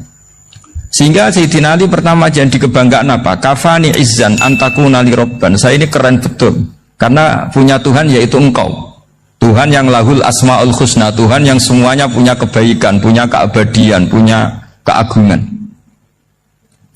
Terus wa kafani fakhron an akuna laka abdan, dan saya bangga sekali karena saya menjadi hambamu. Kalau saya jadi hambanya Pak Rektor ribet kan, sudah tak hormati ternyata nanti tidak rektor, ya kan ribet kan.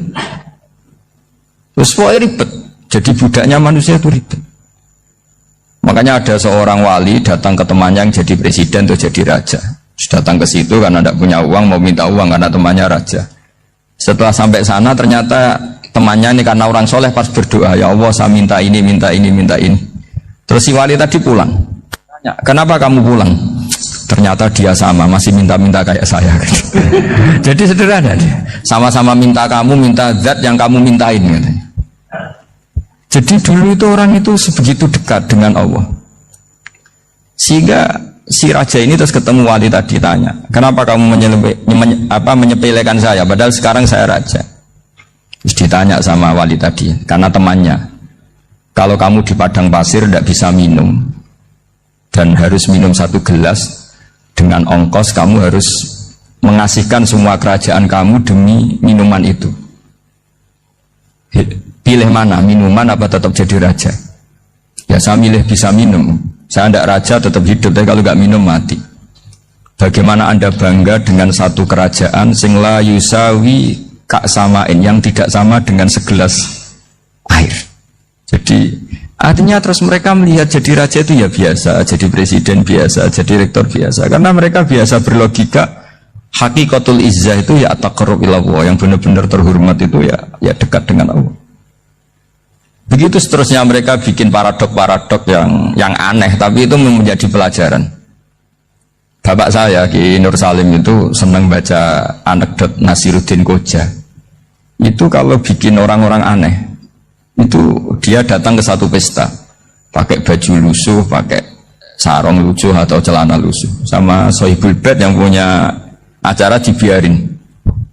Setelah dibiarin dia pulang pakai jas, pakai dasi, pokoknya keren. Dihormatin, pakai alpat, pokoknya dihormatin. Silahkan.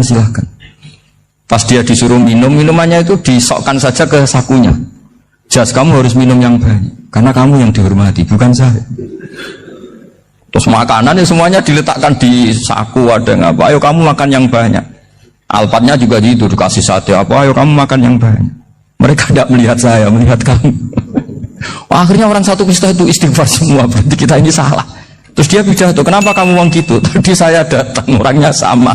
Gara-gara beda pakaian, penghormatannya beda. Berarti yang berhak dapat makanan ini jasa ya, bukan saya. Betapa naifnya kita sebagai orang. Ternyata kita masih hormat sesuatu yang seperti itu, yang atribut lah. Jadi orang-orang sufi itu orang yang bisa menertawakan dunia. Akhirnya ya, pertama dia dianggap orang gila, masa jas dikasih makan, dikasih minum. Tapi secara fikih dia benar, haram dia makan. Karena pas dia datang dibiarin, setelah pakai jas dikasih makan. Berarti hakikat yang dapat rezeki siapa? Jasnya apa orangnya? Jasnya apa orangnya? Jasnya. Jadi itu orang-orang sufi, kearifan orang-orang dulu itu bisa ngelola hal-hal yang keseharian menjadi luar biasa. Ada seorang wali melihat istrinya makan satu piring, anaknya makan satu piring. Ditanya, kalian kenyang? Wah, kenyang sekali. Melihat anaknya minum kopi satu cingkir, senang. Kalian senang-senang sekali. Wah, kalau senang dengan hal-hal yang murah bisa, ngapain harus senang dengan hal-hal yang mewah? Bodoh sekali saya. Sehingga terus mereka bisa qanaah. Qanaah itu ya hidup itu simpel, sederhana. Jadi tentu saya tidak akan ngomong yang muluk-muluk, selain itu tidak bidang saya juga apa ya, kita ini butuh obat di kondisi COVID seperti ini, butuh kesederhanaan, butuh apa ya, istighna tadi. Kita harus istighna billah an ghairillah. Jadi sudah cukup bahwa Allah ini segalanya. Sehingga tadi saya dengarin himnenya Unisula, yang paling saya kagum adalah dimulai dengan kalimat-kalimat thayyibah. Di antara tugas suci Nabi Ibrahim dan semua Nabi adalah wa ja'alaha kalimatam baqiyatan fi aqibi. Nabi Ibrahim itu Nabi yang diberi gelar Allah. Dia adalah Nabi yang menjadikan kalimat tauhid itu kalimat yang abadi. Fi aqibi, di anak turunnya, di semua generasinya, baik anak turun karena gen maupun karena pembinaan, karena pendidikan. Ini penting sekali saya utarakan karena apa? Satu kehidupan itu sebenarnya digerakkan oleh kata-kata, oleh mutu kalau orang bahasa modern. Sehingga banyak ulama mengatakan al-ibarat kutun li'ailatil mustami'in, bahwa redaksi atau mutu atau pegangan hidup itu penggerak kehidupan. Sehingga sebetulnya manusia itu digerakkan oleh kalimah-kalimah itu, oleh moto-moto itu, oleh prinsip-prinsip hidup itu. Misalnya orang Palestina itu tiap hari ke pasar gitu. Mereka ke laut itu. Ditanya kenapa tidak takut tembak Israel? Jawabannya lucu. Kena tembak ya mati, nggak makan ya mati, nggak kerja ya mati. Ya sudah sama-sama mati ya mendingan aktivitas normal. Tapi saya tidak menyarankan itu untuk melawan COVID. Ini cerita saja. Kamu jangan provokator itu. Karena ini wilayah sensitif.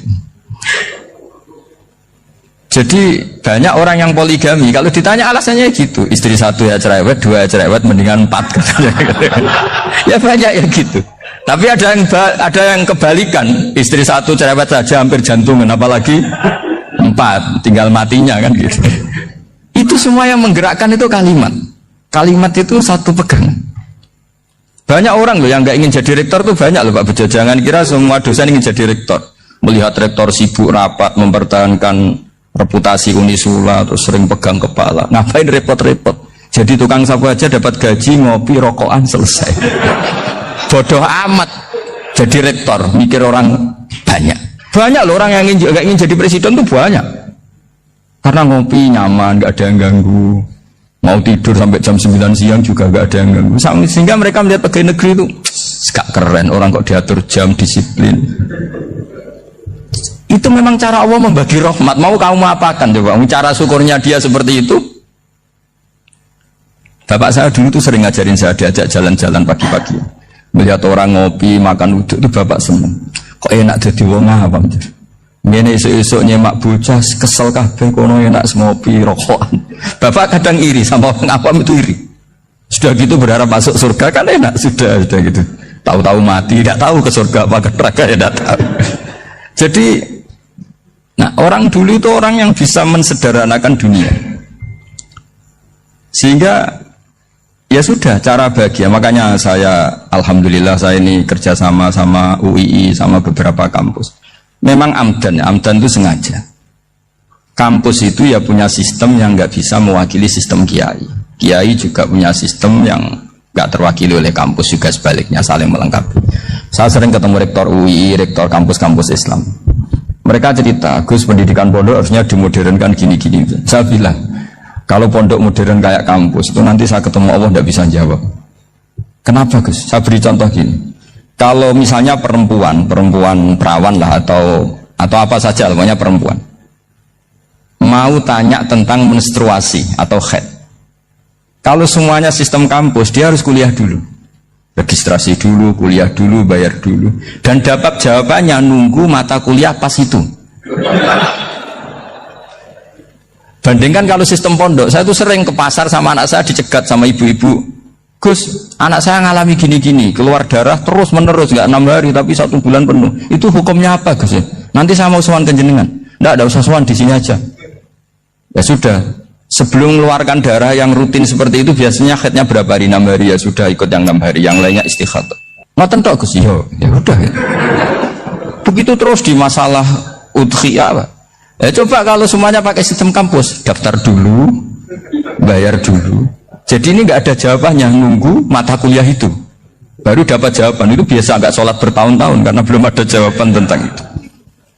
Ya itu kalau misalnya orang mati, tahunya cara apa memulasara jenazah itu nunggu kuliah dulu, pas mata pelajaran itu dulu, baru menangani orang mati. Berarti orang mati itu tergeledak semua. Tapi kalau kiai kan enggak. Kesini orang mati terbakar, kalau dimandiin malah badannya copot-copot, itu gimana hukumnya? Ini ada orang mati Gus Kendat, ini disolati apa enggak? Ada orang mati apa itu oplosan ya, itu disolati enggak? So sering ditanya gitu. Gak usah registrasi Pak Rektor, gak usah registrasi, gak usah daftar, gak usah seminar. Makanya kalau orang kampus wani kiai itu ya kualat tenan itu, karena ini yang on time ya. Tapi pondok seperti saya ya ikrar seikrar-ikrarnya. Pentingnya kampus karena melatih efisiensi waktu, disiplin, tata kelola manajemen, sehingga kita ya hormat. Tapi tadi kita harus saling melengkapi, sehingga saya tunjukkan ke publik bahwa saya hormat sekali sama polisi, sama tentara. Coba kita bisa apa ngadepi bandar narkoba kalau tidak polisi? Bisa apa coba menjaga NKRI kalau nggak tentara? Begitu juga, ya sudahlah kita memang fa'inayadawahi ma'al jamaah, kita berkah itu kalau bersama-sama, tidak bisa kita sendiri. Nah lalu orang kayak saya itu ya beberapa kali sebetulnya saya itu ditawanin jadi doktor honoris causa apa. Kekhawatiran saya satu Pak Bejo, takut pas nggak punya uang, itu dokter gak di duit kan gak pantas gitu. Jadi repot gitu, daripada beban lah sudah lah, nggak usah dokter. Jadi kalau nggak punya uang ya pantas, terus kalau ngebis ya pantas. Suatu saat kalau mati nggak ada yang hadir ya pantas, nggak dokter gitu. Kalau sudah dokter kok masuk neraka, dokter kok masuk neraka,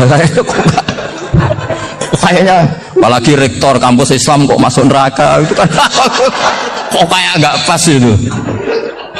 Misalnya rektor Unisiola ditanya mungkar nakir, nggak bisa kan kayak gimana gitu. Makanya harus sering ngaji saya supaya nggak malu di depan mungkar nakir. Masa rektor ditanya mungkar nakir nggak bisa. Harus berani bentak, ini saya rektor loh Pak mungkar nakir. Masa kalau wali-wali dulu berani. Masyhur di cerita wali-wali ditanya marobuka menabuka, saya ini guru tauhid. Kok kamu tanya marobuka menabuka yang ngotok? Kamu tidak pernah ngaji, enak aja tanya. Jadi wali-wali itu ya rileks ngadunya. Saya akan rileks wali di Bang Pak Rektor, saya yakin itu. Karena wali itu lebih dekat Allah. Sehingga orang dulu itu saya ulang lagi ya, ada satu kearifan namanya hidup itu apa?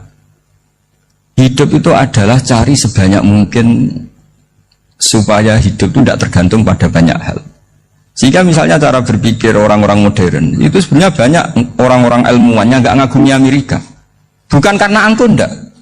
Untuk mempertahankan kebesaran negara sebesar itu, kebutuhan listriknya besar, kebutuhan tentaranya besar, kebutuhan apa? Sementara negara kayak Venezuela atau Swiss kebutuhannya ada banyak. Pertanyaannya, yang tergantung dengan banyak hal sama yang tidak tergantung banyak hal, itu pinter mana?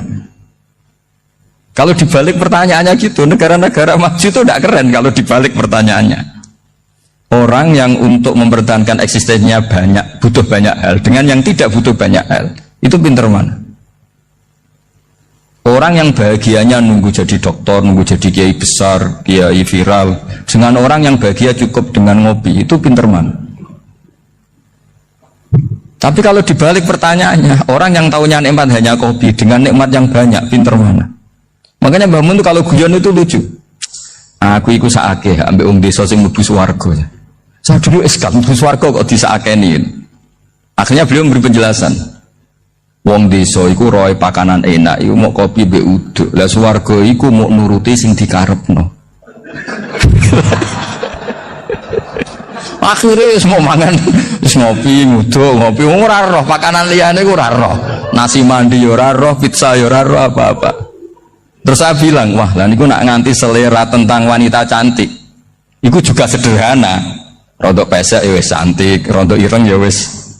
Apa bidadarinya seperti itu karena saking enggak pengalamannya. Jadi surga itu kan nuruti apa yang diinginkan. Kira-kira keinginan orang kampung kalau di surga itu apa coba? Makanan apa coba? Ya, nggak senangnya ketemel gemblong gitu. Artinya malaikat lebih suka nangani surganya orang-orang kampung di Bang Pak Rektor. Ini sudah ribet ini. Makanan apa saja sudah dicoba ya. Terus kalau di mall tahu orang macam-macam, seleranya macam-macam pasti itu. Enak mana kalau sampai jadi malaikat pelayan surga? Suka melayani orang kampung apa yang orang kota? Orang kampung kan? Jadi ya itu guyon ya, guyon tapi itu menjadi pikiran kita bahwa orang yang banyak kebutuhan itu sebetulnya banyak kebodohannya karena menggantungkan kebahagiaannya dengan banyak hal. Makanya Imam Syafi'i ngendikan istighna itu apa? Al istighna anisya'i. Yang dikatakan kecukupan adalah berusaha sebanyak mungkin banyak hal tidak kamu butuhkan. Bukan memenuhi semua kebutuhan kamu karena nafsu kamu ini tidak ada batasnya gitu. Kalau kamu penuhin nggak akan selesai. Itu ada perempuan yang kurang cantik itu minta doa saya, Gus doain suami saya kaya, terus tak guyonin, terus nggak minta. Kalau suami kamu kaya, yang pertama dirubah itu apa? Rumah Gus, supaya rumah saya bagus. Kedua apa? Mobil, supaya mobil saya bagus. Nanti yang dievaluasi itu kamu. Mobil bagus, Alphard, rumah mewah, istrinya kamu pasti itu dievaluasi. Langsung nggak usah, sudah gini aja kan. Jadi pertama yang dievaluasi itu kaya itu, coba kalau suami kaya itu yang dievaluasi pertama rumah ya, rumah ganti. Setelah itu apa? Mobil. Kira-kira berikutnya akhirnya harus bagus, nggak jadi. Nabi Ibrahim itu pernah minta umur panjang, keren umur panjang. Sama Allah nggak dijawab. Datang orang tua gitu mertamu ke Nabi Ibrahim. Terus disuguhi dikasih kurma. Apa itu? Kok kurma apa? Anggur yang sudah matang sekali. Sudah dimakan. Setelah dimakan meler keluar lagi. Dimakan lagi meler lagi. Terus Nabi Ibrahim masuk lagi ke kamar. Ya Allah, doanya tak cancel. Nanti kalau saya tua kayak itu. Jadi Allah itu nggak jawab langsung tapi ngirimkan itu. Akhirnya ya Allah nggak jadi. Nanti takut itu. Saya pernah ngalami jadi kiai tadi, ada ibu-ibu ya kurang, ya agak pati cantik lah. Suaminya tuh miskin sekali. Minta doa saya supaya kaya, bareng tak kasih pertimbangan itu udah nggak usah, nggak jadi. Jadi itu kearifan. Tapi kearifan ini harus kita tanamkan. Saya nggak bisa membayangkan Indonesia yang besar ini, andai kan tidak ada qanaah, nerimo ing pantum. Coba sekarang ada Covid. Andai kan Indonesia tuh kayak Perancis. Saya beberapa kali punya tamu orang yang hidup lama di Perancis, bahkan dapat istri orang Perancis. Itu dulu gak begitu mencintai Indonesia. Tapi setelah di Perancis 2 tahun, wah Indonesia hebat. Di Perancis itu kata dia kalau cerita, semua kebutuhan masyarakat itu dibebankan ke negara. Apa saja minta negara, apa saja nyoal negara. Sementara Indonesia, coba kalau Indonesia mengalami seperti ini, kok tidak ada qanaah rimo ing pantum, bisa kios Indonesia. Orang miskin nyalahkan negara, kelaparan nyalahkan negara, apa saja. Tapi barokahnya dididik kiai, jogeman nyalahno wong liya. Urip romo ing pandum, diame. Sampai gak ngerti kalau Covid. Banyak tuh orang-orang kampung itu, orang lugu-lugu itu. Mbah niki saking Covid, salam ning Covid, muga-muga umure panjang. Dikira Covid itu nama orang yang ahli sosial itu. Mbak niki dana saking Covid. Matur nuwun sampai no salamku muga-muga umur panjang. Bingung kan yang nganterin ini. Ini gimana yang mau menjelaskan ini? Memang nggak paham. Ribet kan. Tapi saya pastikan bahwa dengan keadaan seperti ini kita bahagia, kita stabil, itu jelas barokahnya kalimat tadi, moto tadi atau pegangan hidup tadi. Makanya disebut al-ibarat qutun li'ailatil mustami'in, bahwa redaksi atau kata-kata atau pegangan atau filosofi hidup, apalah namanya itu adalah penyemangat. Penyemangat. Karena kata-kata ini memang luar biasa. Ketika sahabat perang demi kebenaran, zaman itu ya pasti benar karena yang dibela Nabi. Dulu itu kan enak zaman Nabi, yang dibela mesti benarnya, musuhnya mesti salahnya. Sehingga dulu itu memang harus tegas. Kalau sekarang mau tegas gimana? Yang kamu bela tidak mesti benar, musuhnya tidak mesti salah. Ribet kan kalau misalnya saya tukaran sama Pak Rektor, kamu mau bela mana kan bingung. Saya tidak mesti benar, saya tidak Nabi. Pak Rektor apalagi tidak mesti benar lagi kan? Ribet kan? Jadi kalau kita mau perang sekarang itu mau pede gimana? Enggak. Makanya banyak ulama sekarang itu mau tegas itu enggak berani karena ya banyak hal yang abu-abu lah wilayahnya, misalnya pilihan presiden atau pilihan bupati, pilihan menteri. Kamu mati-matian bela itu, yang kamu bela tidak mesti benar, musuh kamu tidak mesti salah. Misalnya pilihan bupati, wah ini kabupaten ini baik kalau bupatinya ini, yang satu bilang ini, terus tim suksesnya kamu tanya, kamu yakin? Ya tidak juga. Nah kenapa semangat? Kan saya botohnya, paling alasannya ya itu aja, bukan yang lain. Beda dengan zaman Nabi, Nabinya mesti benar, Abu Jahalnya mesti salah. Kan enak, aturan mainnya jelas. Singkat cerita, dalam perang itu banyak sahabat yang alami luka, ngalami apa gitu. Kemudian curhat lah ke Nabi, ya Nabi gara-gara derekkan jenengan, ngikuti jenengan, saya harus ngalami seperti ini, seperti ini. Ngiranya orang itu diapresiasi sama Allah keluarnya. Ternyata sama Allah gak diapresiasi. Malah diturunkan ayat intakunu ta'lamuna fa innahum ya'lamuna kama ta'lamun wa tarjuna minallah malah yarjun. Kalau kamu sakit karena perang, orang-orang kafir itu ya sakit, itu saja berani padahal demi kekafiran. Wa tarjuna minallah malah yarjun, padahal kamu punya nilai lebih, yaitu berharap kepada Allah yang mereka tidak punya. Saya jadi kiai itu ya kadang mangkel. Karena yang benci ya benci, yang seneng itu ngel-ngel loh kayak Pak Bejo. Jadi semuanya ribet. Nah iya, yang benci ya ganggu, yang seneng ya ganggu, tambah nemen. Seribet. Tapi kalau sudah ingat bandar narkoba, mereka berhadapan dengan polisi, kadang ditembak karena kesalahannya terlalu fatal. Antar persaingan mereka juga bisa tembak-tembakan karena merebut pasar narkoba. Itu saja mereka berani. Kok kita yang jadi kiai kadang dicium tangannya, dihormati gak berani, hanya takut apa ya, musibah-musibah kecil lah, atau problem-problem kecil. Nah iya, kalau kita bandingannya gitu. Kalau kamu mau tahajud kedinginan, itu masih nanti dihisap Allah itu gitu. Maling ayam itu keluar malam-malam, hanya dapat ayam. Itu gak takut dingin. Ya gak takut digebuki masa. Kamu mau tahajud aja takut dingin. Makanya nanti hisapnya orang soleh itu nanti dijajarkan orang dolim. Terus diperbandingkan. Wah itu habis kamu oleh itu. Jadi misalnya Unisola mau rapat, tapi ini malam, kalau malam dingin nanti sama masuk angin. Anak-anak pang di perapatan aja berani kamu. Kalau sudah perbandingannya gitu tuh ribet kita nanti. Makanya itu kalimat itu moto atau filosofi hidup. Sehingga diulang lagi nasihat itu. Iyam saskum korhun faqad masal qoma korhum mislu. Kalau kamu kena luka, orang-orang yang nggak benar juga akan kena luka. Itu aja berani demi ketidakbenaran. Masa kamu demi kebenaran nggak berani? Akhirnya orang itu, ya itu kalimat, itu heroik. Makanya kita ini penting ya. Makanya tadi himne Unisola dimulai kalimat thayyibah. Karena kalimat ini yang menjaga kita, kalimat ini. Misalnya tentang Tuhan. Kenapa orang Islam imannya kokoh seperti ini, termasuk yang sudah hidup di Amerika, di Australia, di mana-mana? Itu ya barokahnya ajaran atau barokahnya kalimah. Saya sebut kalimah saya pakai bahasa santri. Karena la ilaha illallah itu dalam tradisi santri disebut kalimatu haqqin alaiha nahya wa alaiha namut wa alaiha nub'ats. Ada yang riwayat wa biha nub'ats insyaallah taala minal amin.